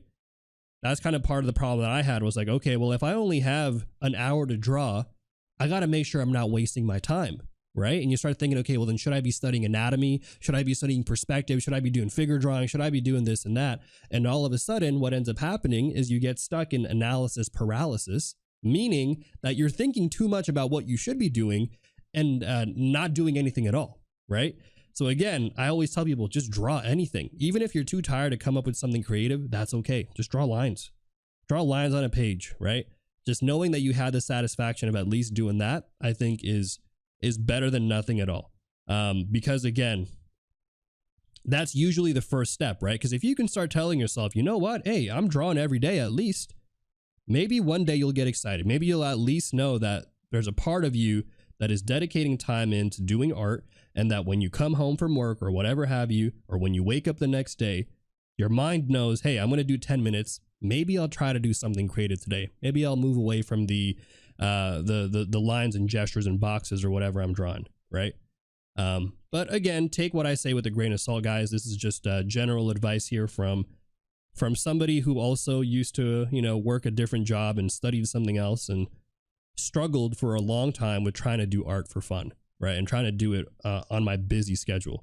And you guys know me, my schedule now is very busy. So, but yeah, that's kind of what I'll say about that. I hope it helps. And again, I'm not trying to like pressure you to say you have to draw, but just some insight. I think I don't understand your situation exactly, so I can't tell you that you're not doing enough, because I think that's kind of like a whack thing to say. But I do think that there is hopefully an opportunity to be able to draw and put time in. But there you go. That's just take what I say take what I say with a grain of salt. What did I study in college? I studied computer science. So for those of you curious, I used to be a software engineer. I dropped out of art school very early on after one semester, couldn't afford it, decided to go study computer science instead because, you know, Asian parents tell you you should be a doctor, you should be an engineer, do this and that. And so I was like, okay, why not? So I did that, got my degree, and yeah, and then I worked in the industry for about 5 years before I decided to start drawing again and eventually pivot careers and work where I'm at now. How much time does a professional artist draw per day? I mean, I draw 12 hours a day, but again, you don't have to do it like that. You don't have to draw 12 hours a day, but I do draw for 12 hours a day. I draw basically from 7 to 11 with you guys, and then I do studio work from 11 to 7 again, and that's kind of my regular routine every day. But it's fun. It's fine. I mean, it's okay. Anyways, sorry, we've been we got distracted here from the anatomy and stuff, but really quick, I'm gonna draw in here the anatomical forms. We have here the tibia, all of that stuff. So you're gonna see a little bit of that tibia there. You'll have the kneecap right here. Okay. You'll have these chunky quads, which I'm a big fan of right now. These are looking nice and solid. So we're gonna kind of add a little bit more there, form, add a bit of taper in there, like so. And this again will just give us the general structure, the general anatomy of this leg. But I wanted to go over now and let's talk a little bit about some of the shapes. All right. And let me read some of the messages in chat. Back in my military days, I was like doodle on a napkin at lunch or have a mini sketchbook of practice. And that's actually what Kim Jong-il, you guys might know the OG Kim Jong-il, rest in peace. But he actually said he did the same thing in an interview where back when he was in the military, he tried to just do whatever he could to draw, just drawing here and there in between breaks. Even if it was 5 minutes, he would carry like a small sketchbook around. That's exactly what he did, right? You don't have to draw something crazy or grand. Sometimes just putting in a little doodle is again more than enough to start eventually building up that habit of drawing even more regularly over time. So drawing is actually your hobby? No, drawing is my profession. I work professionally as an artist. Before, drawing was my hobby. Yes, now I do it professionally, and that's all I do basically. Yeah. What's my favorite non-computer science class in college? I think Chinese. I took Mandarin for 2 years in college, and I genuinely enjoyed it. Though I think it's a very hard language to learn, so I don't think I remember a lot of what I learned, unfortunately. But I thought it was really fun. But okay, so let's talk a little bit about simplifying some of these things now, because we have all these muscle groups and stuff, but obviously, we don't need all those muscle groups. So let me go in here and one more layer. I'm just going to kind of soften out some of the lines that I don't think we need as much of. Usually here, I'm going to soften out a lot of those quad muscles. We'll kind of simplify that, right? And then we're gonna kind of just keep some of the sartorius muscles, stuff like that. Some things we're going to keep, like stuff that kind of helps create some of the form and overlap. You'll kind of see here by just adding in a little bit of that, like gesture and stuff, you can go a really long way there with creating some nice shapes there for your designs, for your characters, right? So there you go, little soft lines there. Erase some of the lines here, and yeah, there you go. We got here a nice kind of a chunky muscular leg. I'm going to shape it up a little bit more here just to kind of match up a little bit more of the stylization that we're going for. So a bit more roundness right here, and maybe a bit more straightening here on the leg, like that. Yeah, I draw on the iPad. And also welcome in, guys. Thank you for all the follows. Egonomics, Sir Quiz, Nix, Somer, and everyone else coming in here. Kim Jong-il had talent, though. I don't think it's possible to draw the way he did. That's actually not necessarily true, because interestingly enough, if you actually take a look at Kim Jong-il's older works from like early 2000s and stuff, you'll actually see that he's grown a lot. His skills have developed over many countless hours every single day and years to get to where he was, last year, and what people kind of knew him for when he became popular. But if you take a look at his older works, they're not as refined as what they were, because everyone has to start somewhere, right? And if you watch his interviews, again, the way that he talks about stuff, like people say like, oh wow, you can draw anything from imagination. But what he says is the way that he remembers things is he will break down these structures and then try to remember those shapes, right? So he said, like, if you want to learn how to draw a bike, first get a reference, a picture, or see a bike in real life, break that down, right? And then try to draw it again from your imagination, and then do that every single time. Keep practicing that, and every time you do that, the better off your visual library will be, and it'll be easier for you to be able to draw things from invention, right? And so you have to develop it. Even people like him, you know, he couldn't just invent a bike in his head. He learned a lot of the basic shapes, a lot of the basic structures, and utilized those basic structures to be able to get to the level that he was at now. But also, you guys got to remember, the guy was drawn for a very, very long time, right? He was like in his maybe late 50s and stuff, and so he had been putting in hours every day. I'm a firm believer that anybody can be an artist if you just put the time and practice in. But yeah, I think there was a question earlier about talent as well, and I think that's kind of my answer for talent. Is I think talent exists, and there are people who definitely can have talent, but talent is only going to get you as far as getting started. If you really want to get better as an artist, you're going to need skill. Skill and experience and time is really what's going to take your craft to that next level, right?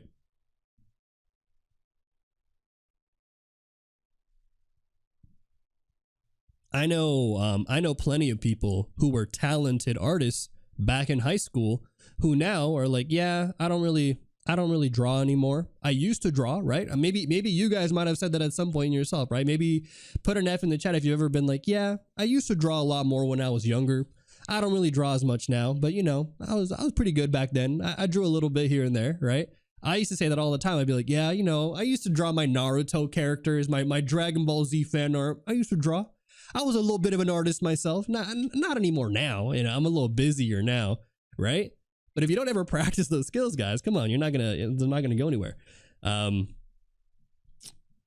yeah, I used to be a bit of an artist myself, you know. All right, let's go in and let's go do a few more poses, because I wanted to do some other references today. So we'll kind of speed run this one out here now that I've done a few examples with you guys and shown you kind of what I'm looking for drawing kind of different types of shapes of legs, right? For this one, one of the main differences that I went for is going for rounder shapes, right? Looking for the overall gesture here. Even for these sharper angles here, I'm going for rounder shapes across the board. Whereas with this one, I was going for more boxy shapes. So there's always a variety that you can do to mix and match your gestures and stuff, and mix and match your forms. But I think at the end of the day, the overall structure of the legs are going to be kind of similar, right? Notice how there's a bit more of a curve here, then it tapers down here. Then that curve is going to follow across the rhythm there of this portion of the calves. Then that's going to go down here for this leg, right? And you'll start to see these rhythms be consistent across the board whenever it comes time to drawing your characters. Thank you for quenching my thirst. Appreciate that.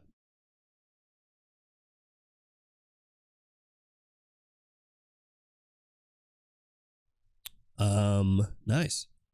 The shoes don't match. Okay, leave me alone. Today's not a shoe stream. Yes, I know, you're right. Fine, I'll fix it up a little bit here.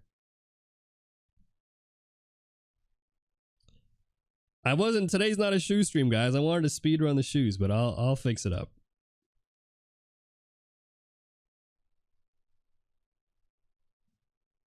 There. Good enough. Good enough. Okay. Let's see here. Let's go in and kind of liquefy some of this. And let me shrink this a little bit for the foot, because this foot's a little bit further back in space there. And last but not least here, I'm just going to do a quick little silhouette color, and I think we'll be good to go on this one. All right. Boom. And then I think we got time to do 2 more references together out here on stream. And I'll try to speed run those a little bit more, because we got here we'll have a person with a bit more body fat, and then we'll have one with a person that's a little bit leaner. So we've done 2 muscular examples today, both from different positions, which is what I wanted to show you guys. But now I want to show you guys some other body types as well, and also help you guys see that the overall gesture and structure of the legs are actually going to be pretty similar despite how the body fat might change some things. So I'm gonna go pick this color.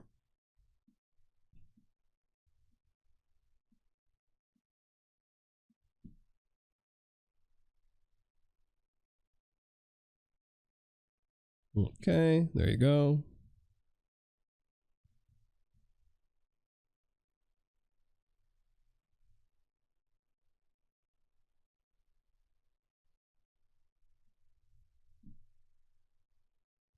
Okay, looking good, looking good.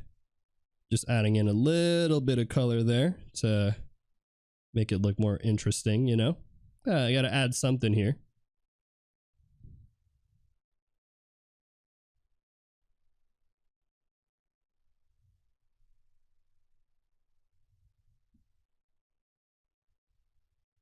Cool.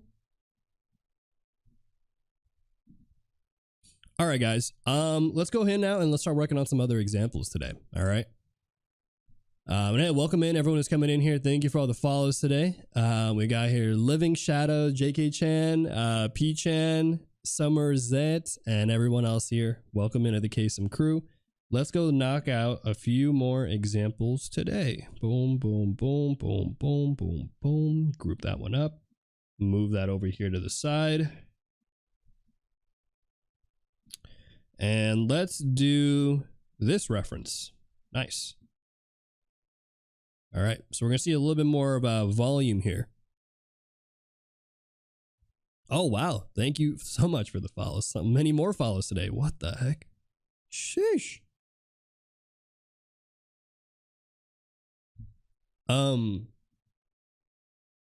I don't know what's going on today. So many of you guys here today. Welcome in everybody. All right, let's go do another one. Leg volume, fat, all of that stuff. Now, for those of you who want to recap, I did cover body fat distribution on a previous stream. Let me see if I can find that here for you guys. Body fat distribution. This one. Okay, so I didn't talk about the legs. Okay, but basically we talked a little bit about how body fat changes between males and females. And when it comes to females, there's actually a lot of body fat, proportionately a large percentage of the body fat that you'll see change the actual features of the body is going to be the glutes area, as well as the side section there of the quads, right? So you'll actually see oftentimes as you're increasing body fat in females, the section there, the hips and the thighs are going to be increasing as well too. So when we go back in here now and draw out this model reference, we're going to try to utilize some of that basic knowledge to help us out when it comes to picking and choosing the shapes that we're drawing out here today. All right. Hopefully that makes some sense. Okay, but let's go in here and let's start roughing out now a general kind of structure for this leg. So we'll start off here with the overall shape of the pelvis. Now I'm going to draw the pelvis out as if we were just drawing out the pelvic bone, right? Just kind of breaking down here the pelvic bone. And then from there, we're going to be utilizing some of the body fat that's around the area here. And that'll help us actually establish a little bit more of the structure now on top of all this, right? So I'm always trying to think of the overall structure, but first thinking about how these things kind of work together here to give us some of the shape. Now, again, I think that when it comes to gesture, what's really more important than anything is having that overall flow.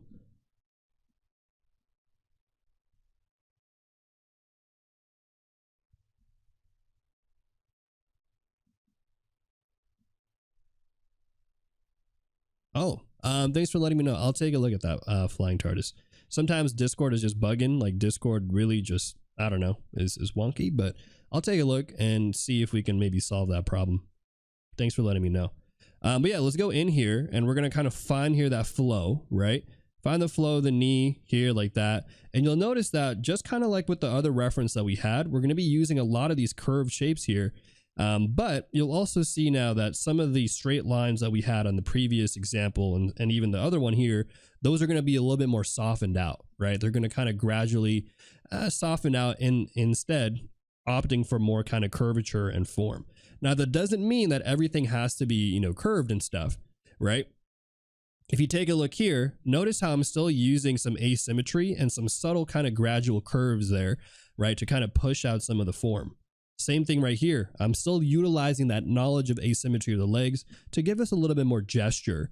And so that way everything is not going to be the same kind of curvature, because oftentimes what I used to do when I was first starting out, when I was first drawing legs, is I would draw them like this. When I was still a baby beginner artist, I would draw both the outer and inner leg roughly the same. Boom, boom, boom, boom. But you end up having like this weird kind of like snowman structure. So you always want to think about the asymmetry, think about the rhythm, and how you can convey that, even if you're drawing someone who's a bit more fat or someone who's more muscular, right? The rhythms and the approach, I think, are still going to be very similar. So again, for today's stream, I really want to emphasize the importance there of gesture and how gesture on top of the anatomy can really create some very appealing illustrations. So let me erase this line here. All right. So we'll go in now. We're going to add some volume going this way. Shoop, shoop, shoop, shoop, shoop. I think the knees are going to be tucked back here. I don't know exactly. It's hard to see, but with this reference, but I think her leg actually is going to go a little bit more forward than what we drawn. So let me do that really quick. And think of the follows. Kaycem Lee and Black Shoe Pharaoh. There you go. Much better. A little bit more gestural. And then I'll talk also a little bit about the skeletal anatomy, because I think there's a misconception that people have that bigger, like fatter characters or fatter characters have bigger bones and bigger skeletal anatomy, but that's actually not true. The skeletal anatomy is actually going to be the same. It's just that there's a lot of body fat and muscle there that'll alter the exterior shape. But hey, thank you for the prime sub, Ukyo B. And guys, we just hit 10 subs on my stream. If you guys didn't know, every 10 subs on my stream actually not only benefits me and those of you who subscribe, but it actually benefits everybody who's watching, because every 10 subs will unlock a new cheat sheet that you all can download for free on my Discord channel. So I'm going to give you guys, I think I haven't given you guys this one yet. So I'm going to give you guys this one right here. This is going to be the lower leg anatomy sheet. This will again be available for free on my Discord channel. So hop over here on the Discord channel. Let me put this one up for you guys, and you'll see where it is. All right. So here we go. We got here today's worksheet that you guys can grab and follow along with. We've got here last stream's worksheet, which covered the anatomy of the legs. We have here this one, which covers the upper portion of the legs. And then now we got this sheet right here, which covers the lower leg anatomy. So go ahead and grab these guys. These are, again, free to grab on my Discord channel, but they're only available while I'm live streaming on Twitch. So make sure you grab them now. Don't procrastinate, because I know some of you will. And you're going to come in later to my Discord and you're going to be like, hey, where is it? I don't see him. All right. So make sure to grab that on the Discord. Discord channel's right here. Okay. But all right, let's go back now and talk about the legs.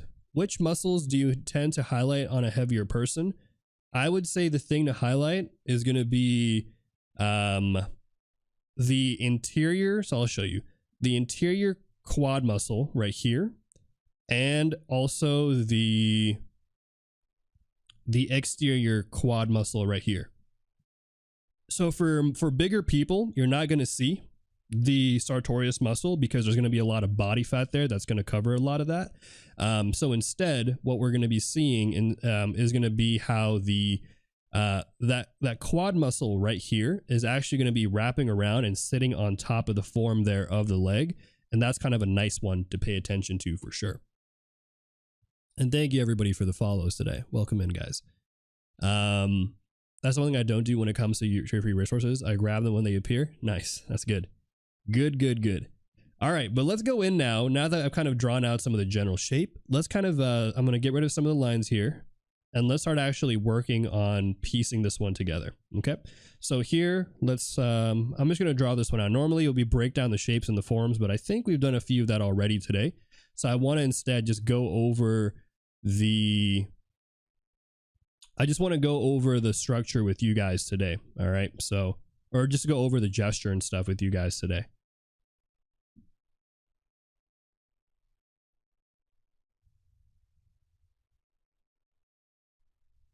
Okay.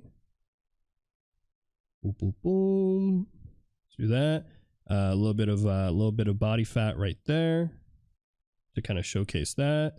And then here we'll have a little bit of curve there for the hips. So let's talk a little bit about the hips there, because I think the hips, again, are going to be a bit wider, but because of how the glutes are shaping up here, the glutes are going to have a little bit more body fat than maybe usual.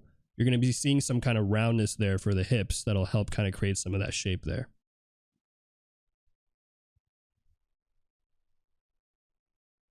So we're going to do the same thing on the other side.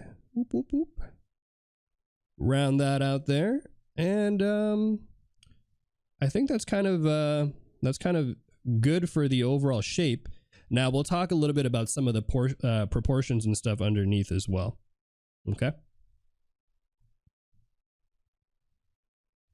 Now, again, when it comes to drawing out the inner leg here, we're going to add some of that rhythm, right? We're still going to keep some of that gesture and form right here, but now we're going to also change up some of the way that we're drawing stuff like the knee, because if you guys remember, I actually added in here the fat pads earlier for the knees. And so these fat pads now are going to be a little bit more prominent there on the leg, and those are going to just kind of overlap the knees there, or the kneecap there, or the patella, a little bit more. So you're going to see kind of this more gradual overlap there, as opposed to before there was a much more defined shape there for the upper portion of the knee. Here it'll be a little bit softer. We'll also see some kind of fat pads right here as well, kind of rounding out that portion of the knee there. Same thing on that side right here, and that's usually it. That's usually it for the knee, especially for a much more I think built person like this one, right? And then here we're going to go in, kind of add a little bit more of that curvature of the leg there. And then, interestingly enough, remember this, guys, despite there being a lot of body fat here on the person, remember that the lower leg there, okay, the lower leg has no muscle here on the front side of the bone here of the tibia. And so that's going to be the, also known as the shin bone, right? So just kind of keep that in mind. You can add a little bit of a gesture there still, even though she has a lot of body fat. Let me go see here. Can I grab the cheat sheets even though I didn't sub for the month? Yes, they are free to grab. Everybody can grab them, guys. Free to grab. But yeah. Let's see. Twitch question. I do a little streams here and there, but I don't have a lot of people normally watching, so I normally just play my Spotify playlist in the background and just draw without using my mic. Is it worth recording the streams and posting them? Should I even worry about recording sessions at all? I don't think you should worry about recording sessions, but if you want to record them, you can. It took me, just for context, it took me about 3 years before I decided to start uploading videos to YouTube. And a lot of that was because I don't know, I was worried about trying to spread myself too thin and think about like trying to get better on Twitch, but then trying to get better on YouTube and trying to do this and that. And so I only focused on Twitch for a good 2 years and kind of worked my craft there while also improving my skills, both as an artist and as a streamer. And now that I feel a little bit better at being able to do that, now I also focus on recording videos for YouTube as well too, which, by the way, I do have a YouTube channel, guys. So if you guys are into that kind of stuff, check me out on YouTube. We're popping off over there on the channel, and yeah, I'd love for you guys to check out my videos. The first 2 days of the boot camp are actually available on YouTube. I've uploaded them recently, so you guys can take a look at that. They're over there on the YouTube channel. So yeah, and then I think day 3 of the boot camp is also going to come out tomorrow. So I think I upload 3 times a week. So every week, 3 days of my boot camp will appear on the YouTube channel. Are these streams available as VODs? Yeah, so they're available on my YouTube channel. So yes, you guys can check those out there. Okay, there you go. We kind of sped run this one. All right, so I'm sorry we didn't talk too much about the forms and stuff, but I think we've done a good amount of that already today. So let me just go in here and lock out let me shrink this out. let's go in here and draw out the feet, and then I think we'll be good to go for another reference for you guys. And I think for the next reference, I will talk a bit about the anatomy, because it's going to be drawing the leg from side view. So I think that's going to be a little helpful to cover. Oh, also something to keep in mind too is when you're drawing the feet for your characters, notice how even though the character does have a lot more body fat, the feet themselves don't actually change too much. You might see that the ankles maybe are going to be a little bit more softened out together. But for the most part, I would actually say that the feet themselves don't change all that much when it comes to drawing, changing the body fat of a character. You might draw a character that has a little bit more of a boxy foot maybe, just to kind of stylize it a little bit more.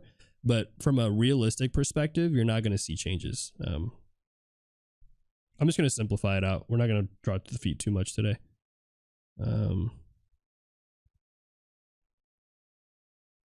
just do that.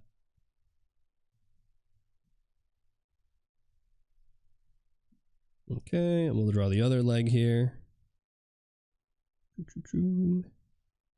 Thank you for all the follows today. How was your beginning on Twitch? Yeah, I mean, when I first started streaming on Twitch, I had about 3 viewers, which was me, my phone, and then my nephew, who was like 10 years old. And I only had maybe about 2 to 3 to 5, maybe 4 or 5 viewers for basically like the first 5 months of streaming on Twitch. Like I only had 5 viewers maybe for the first, at best, 5 months. 5 viewers in those 5 months. And then it took me a while to kind of really understand what I wanted to do on Twitch, because I think when I first started out, I would just copy what other people were doing, right? I was like, oh, people are doing anime waifus or they're doing fan art. Let me try to do those things. And the problem with that is if these are things that you don't necessarily care to do yourself, it's not going to be a good sustainable way to continue your career as a streamer. And this is just in general too, whether that's streaming, YouTube, content creating, right? Like do stuff for yourself. Don't just do stuff because you know, you think it's popular, but you don't really care to do it yourself. And that's a common pitfall that I see in a lot of beginner streamers and stuff, and even beginner artists, is like feeling like you have to keep up with the trends. But yeah, it took a while. It took a while for me to figure out what the heck I was doing on Twitch. And but yeah, I'm glad now. I'm glad that I know what I like to do. I like to teach on Twitch, and I like to help other people out. And yeah, so it's a lot easier now for me to stream than it was before, for sure.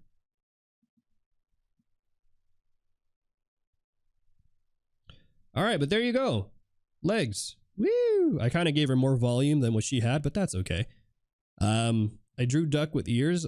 Yeah, look, dark times, okay? 2020 was a dark time for me as a streamer. I didn't know what I was doing. I was doing anything.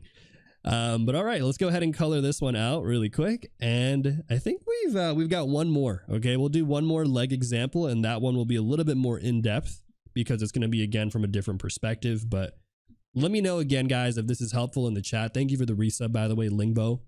Thank you for the follow, Resunny as well.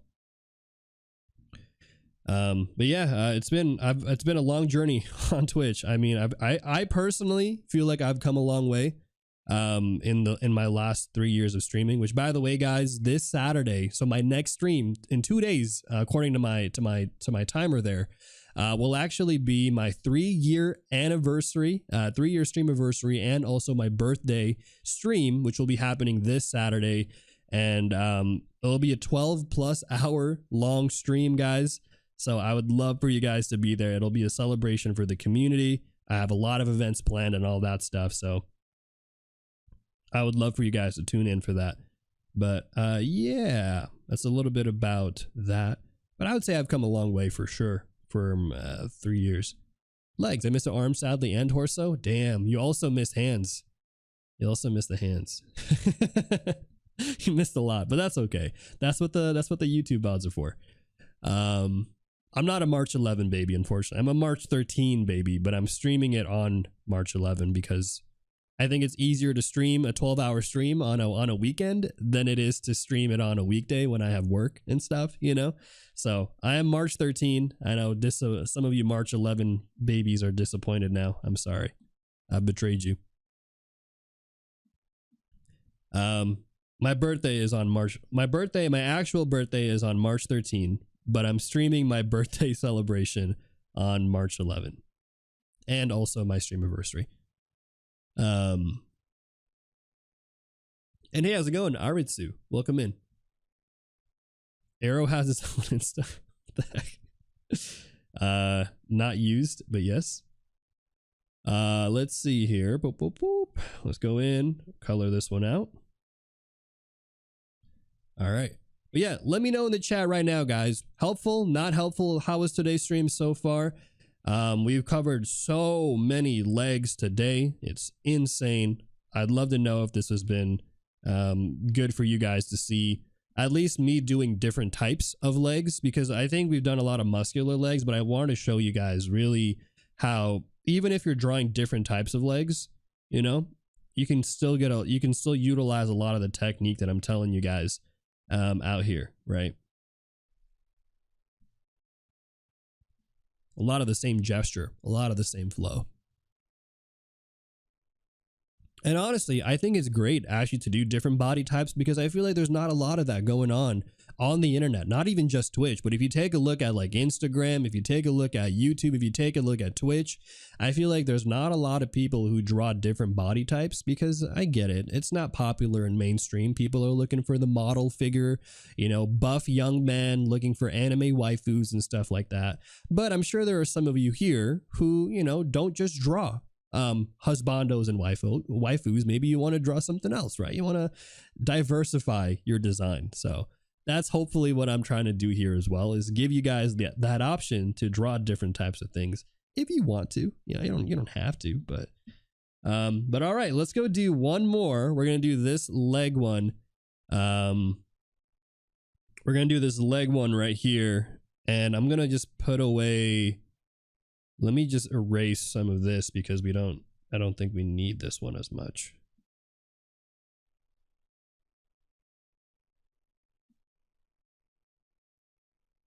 So many legs today.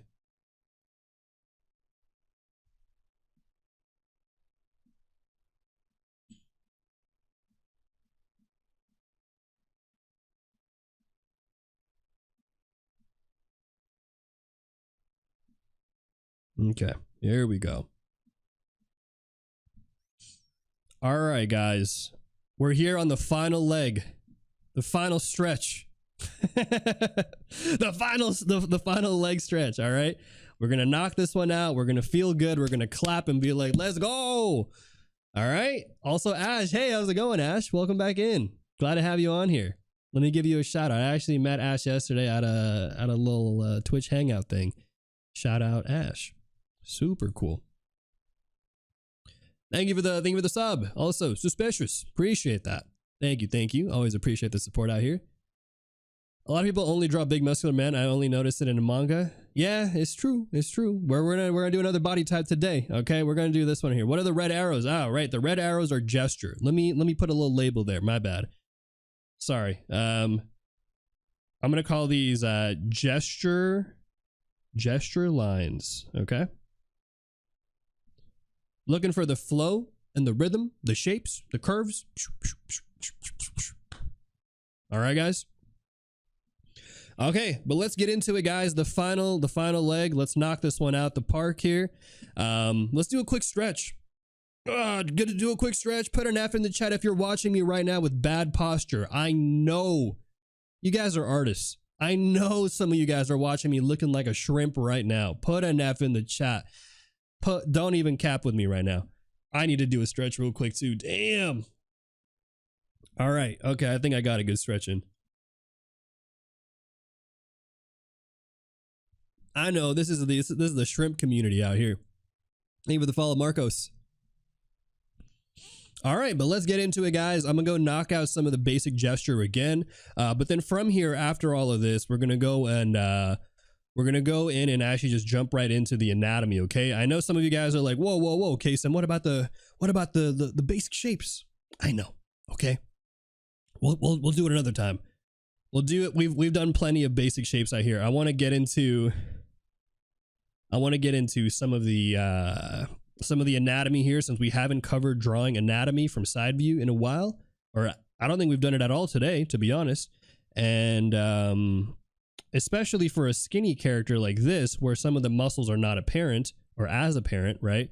I think it'll actually be really good to cover some of the structure there.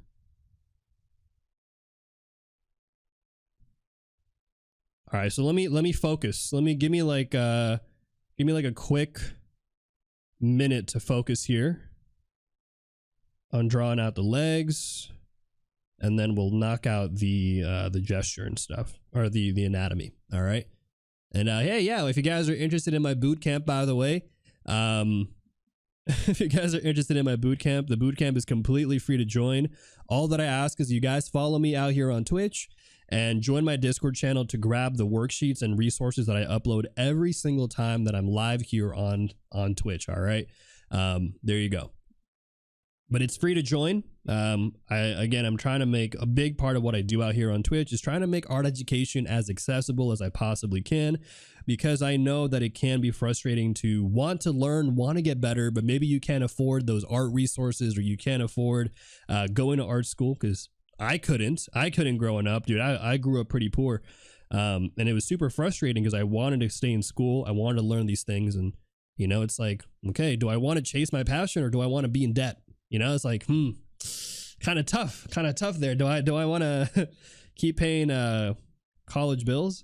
So that's a big part of why I'm out here. And thank you for the prime sub, Tipsy. Yeah, which actually reminds me, guys, I do run ads on my stream every hour. One's gonna be running right about now, so if you do get an ad, thank you again. They do help keep my streams monetarily viable and allow me to do what I'm doing out here on Twitch. But if you don't want to see any ads, consider subscribing or using a prime sub. But either way, I appreciate the support, and I hope to see you guys after the ad break. All right. The day I paid my last student loan payment, I cried. Oh, I'm sure. I got no doubt. So congrats also, by the way. I know people who I work with, my coworkers, who told me they're still paying off. They're still trying to pay off their student loans. And that's just like, oh man, it's rough. But it's like taking off a huge weight off your shoulders, you know? When you got debt, take out that debt, it feels good. All right, well, for those of you guys who are kind of chilling here right now with me during the ad break, I'm just working on the rough gesture here, and then we'll knock out the we'll knock out some of the anatomy. Okay, I think that'll be a good cover for this one, because again, we haven't drawn a lot of anatomy from side view, and I think it's important because not every character is going to be looking at us directly. Some are going to be, you know, a little bit to the side and all that stuff. Thanks for all the follows, guys. Tubbs Live, Hollyology, Circle, Pink Plum, and everybody coming in here. Welcome in. Welcome in. So happy that a lot of the car schools are mostly free in Germany. That's great to hear. That's actually super awesome.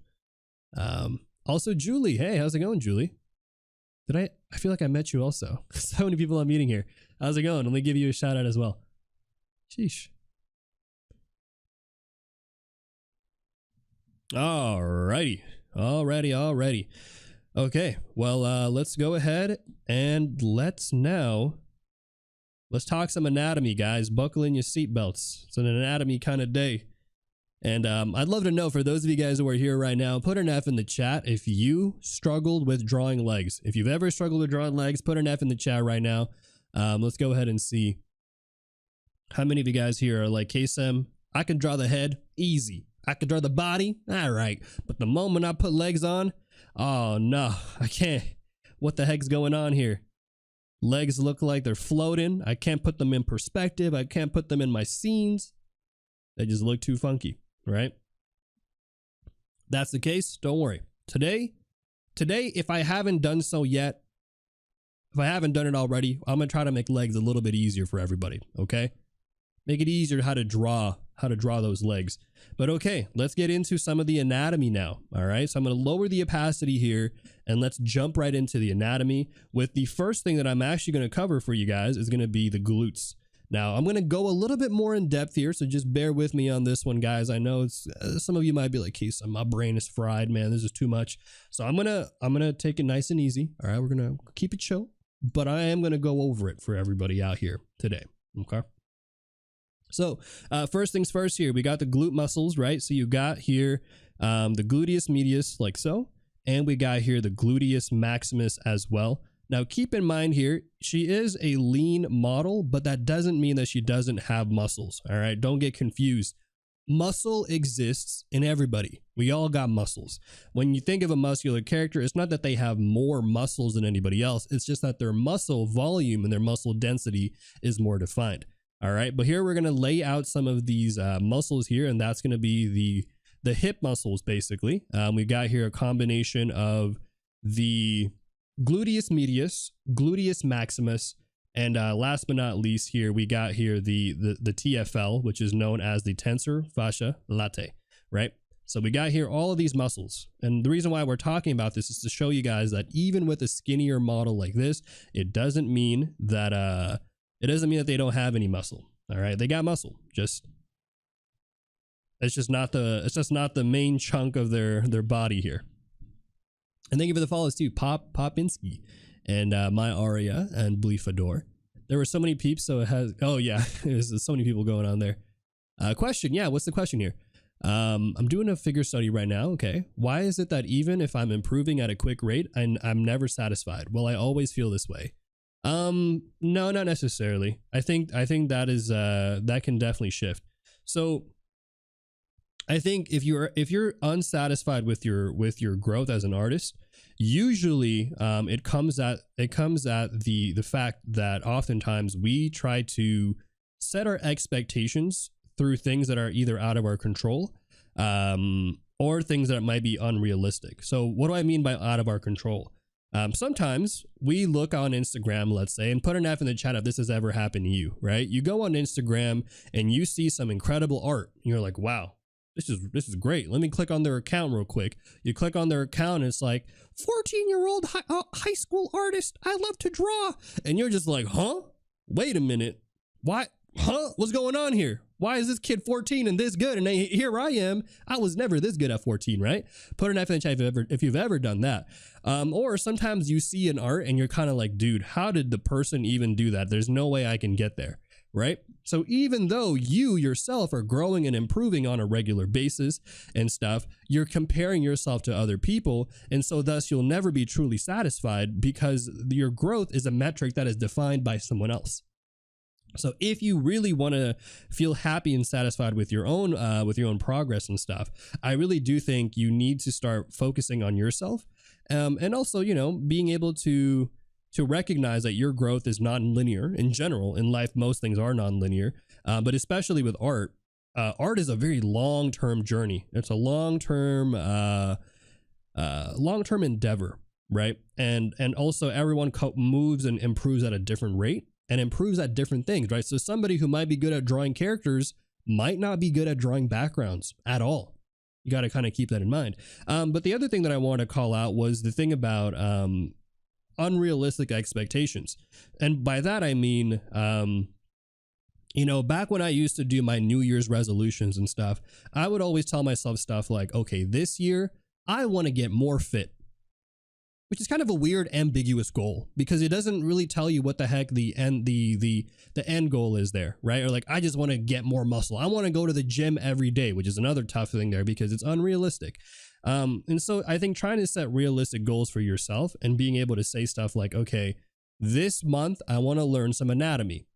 Okay, there you go, right? And so the goal there isn't necessarily tied to whether or not you're, you know, the best that you are or better than you were before, but more so, were you able to do something that you set out to do, right? So I don't know. These are just some things that I think are helpful to me.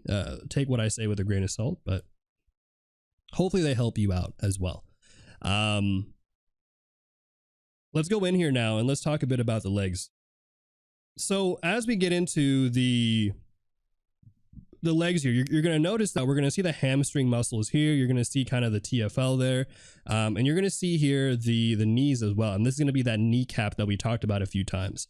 Now, the kneecap, remember, I want to remind you guys, is going to be connecting here to the quads on the top. And then that tendon of the quads all the way here, which kind of creates some of that flatness of the shape, right? So for this character, she's pretty lean, or this model, I should say. But it doesn't mean that we're not seeing some of these forms. Now here we're going to see a little bit of an indent there, and that's for the tibial tuberosity that we talked about. That's going to be a ligament that basically connects the patella or the kneecap to the tibia bone there. And then all of this leg, basically all of this is just going to be the gesture here and the form of the tibia bone. And then on the backside there, she has a very thin, very thin quad muscle, not quad muscles, calf muscles there. So you got here the soleus and the gastrocnemius all kind of just curving in here like so, right? So again, she does have the muscles. They're just going to be very thinned out. And so when it comes to drawing more like skinnier characters like here, as opposed to this one, it's really going to come down to drawing out these longer forms and gestures that also match up with some of the skeletal anatomy as well. Right. I'm going to leave the foot here like this because we're not drawing feet today. So I'm just going to go and chop this one out like so. Okay. But let's kind of move on now and draw the inner side of the leg here. And I think we'll hopefully wrap this one out here on the legs. Okay. It feels like it's kind of like a curve where the initial rate is really fast and then it slows down. Yes. I get that all the time too, where people sometimes come to me and they say, Kaycem, I feel like I'm plateauing with my art, right? I feel like I'm not really growing. I'm practicing every day. I'm doing this and that, but I don't feel like I'm growing as much as I'd like, nor do I feel like I'm growing as fast as I used to grow. And there's a lot of reasons why that actually ends up happening. But I think some of the primary reasons why you might feel stuck with your growth and how to get unstuck with your growth really comes down to being able to get out of your comfort zone and try new things without being overly self-critical about it. Because something that I found that I used to do all the time, and I didn't even realize it, was I was holding myself back as an artist because I was only thinking about doing things that I thought other people would like, right? So you're on social media and you're like, wow, everyone likes drawing anime waifus or something. I guess I can only keep drawing anime waifus. Or maybe you feel like when you try to draw something new, let's say you only draw anime waifus and you're like, today I'm going to learn how to draw a male character.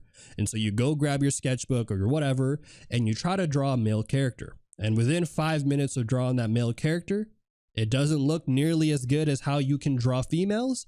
And so what do?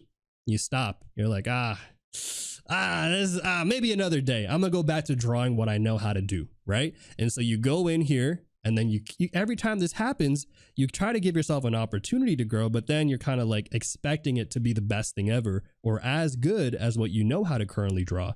And so it holds you back. And so oftentimes I tell people who feel like they're plateauing that you have to be able to come to realize and come to terms that that learning and developing skills is a long-term endeavor. And that to be able to get good at something, you have to first be able to, go through all the beginner steps, just like how you did when you first drew. And I think there's this misconception from a lot of beginners that like, oh, I was growing so much. And that is true. You probably did grow a lot when you first started out because there's just so many things to learn and it's a lot easier to pick up the basic skills. But as you start developing more skills, I think it's also an aspect of expectation. Right? Because when you first start drawing, you don't have any expectation of what a good drawing should be like. It's not like, oh man, this doodle of a dog is so crappy, right? Because let's be real, we've done that before. But I think when you first start out, you're just thinking like, wow, I know how to draw something that isn't a stick figure. Yay, right? And you've made an improvement there. So I think that's also part of it as well. Like as you improve as an artist, you become more critical of your work and more critical of your expectations of what you can produce and what you should be producing. So, but yeah, I don't know hopefully that was helpful to hear.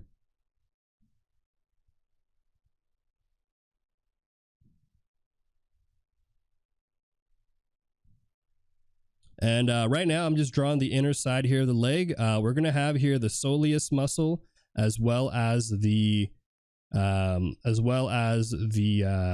gastrocnemius there, and that together combines for the quads, or sorry, the calves.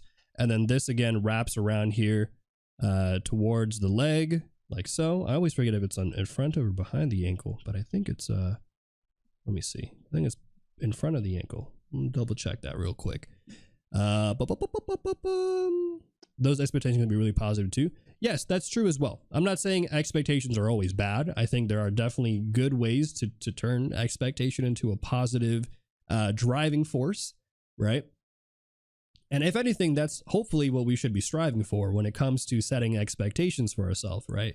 Set expectations that are challenging, but also ones that are realistic, right?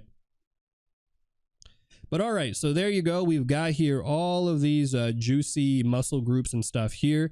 Now what I'm going to do for you guys is we're going to just erase all of the ones we don't care about. So again, showing you guys all of the forms and stuff. But when it comes to drawing a much more like skinnier, leaner character like this, I think it really comes down to understanding some of the subtle changes of the anatomy and subtle kind of changes of the curvature there. And I'll show you guys what I mean in a bit. So give me a sec.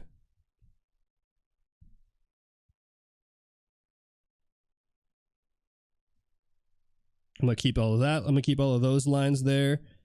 Keep some of that with the knees, and I'm gonna erase all of that right there. For the inner side here, we're not gonna see any of these things. It's just all inner muscles, right? But we will kind of see a little bit of the line there, the calves. I kind of want to help denote that. And then maybe we'll add in a little bit more of the lines there of the legs. But there you go. Okay, so let me go ahead and kind of shift this one out a little bit here, so that way it kind of matches more with the proportions. Again, I started off with a basic gesture, so yeah. Oh, thank you, Pugu. Appreciate that. How many resources have we unlocked today? We've unlocked one resource today, which has been super awesome. So thank you to those of you guys who've helped unlock some of those resources. And thank you for all the follows today as well, too. And thank you, Shadow Wolf, for coming in here. Welcome in, guys. All right, so I would say this is going to be a little bit of that, but let's go over really quick here some of the gestural techniques as well. So, or some of the things I'm looking for when it comes to gesture. And this is actually something cool that you'll see when you study the human body. There's going to be a lot of contrasting rhythms there. Hey, thank you for the gifted. Appreciate that, Pugu. To Shadow Shapes as well. And thank you for all the follows today. So many follows. Guys, I hope you guys are not bots. And if you're not bots, I'd love to know how you guys found my stream today. Did you find me through recommended? Did you find me through my YouTube channel? Did you find me through Twitch? Front page? I don't know. Was it through a friend of a friend? Please let me know, because right now I'm very suspicious. There's so many follows and I'm feeling like maybe just maybe you guys might be bots. But here I want you guys to, I want to highlight here. I want to do this in red maybe. Oh yeah, let's do it like that. Okay, cool. I got this. I'm gonna do it in red like this. So the reds are gonna be the curves, and then in blue I'm gonna highlight for you guys the straights. So you can actually see here how we have contrasting straights versus curves on the anatomy. And this, I'm telling you guys, this is the secret right here to getting good rhythms and good gestures. That's it. Found from Sedge, from Sedge Pove. Really? Did they raid me and I just missed it? Oh shoot, did I get a raid earlier from Sedge? Super sorry if I just got raided and I missed it. Thank you so much. Welcome in. I'm on the featured streamers page. Oh, super cool. You're on the streamers art first in the art category. Oh, okay. Why aren't you a featured streamer? I don't know. I don't know what that means. I'm just a viewer. Oh, okay. I was like, yo, dude, I thought I got raided and I missed it. Oh no. Okay, but again, I want to highlight here. Look at this. This is the secret right here, guys. This is the secret to getting interesting gestures. This is it. Notice how there's contrasting shapes of curved versus straight, right? So I'm gonna color this one out here. So curved, and then in blue, straight. You see that? Notice how it's always contrasting. If you have a curve on one side, what do you have on the other side? A straight. If you have a curve here, what do you have on the other side? A straight. Now, you can actually apply this too. Fun fact, I'm going to do it really quick, but you can actually apply this technique to drawing faces, because if you take a look at the face, what do you have, right? You got a flat face, and then you got a curved head on the back. This is a head and side view here, right? And sure, we got here the facial features and all of that stuff, but for the most part, it's going to be flat, curved. So if you want to draw good poses and side view and stuff, that's really the secret right there. Just add some curves and straights. All right, let me go ahead and color this one out. And yeah, what if my head is concave? That's a good question.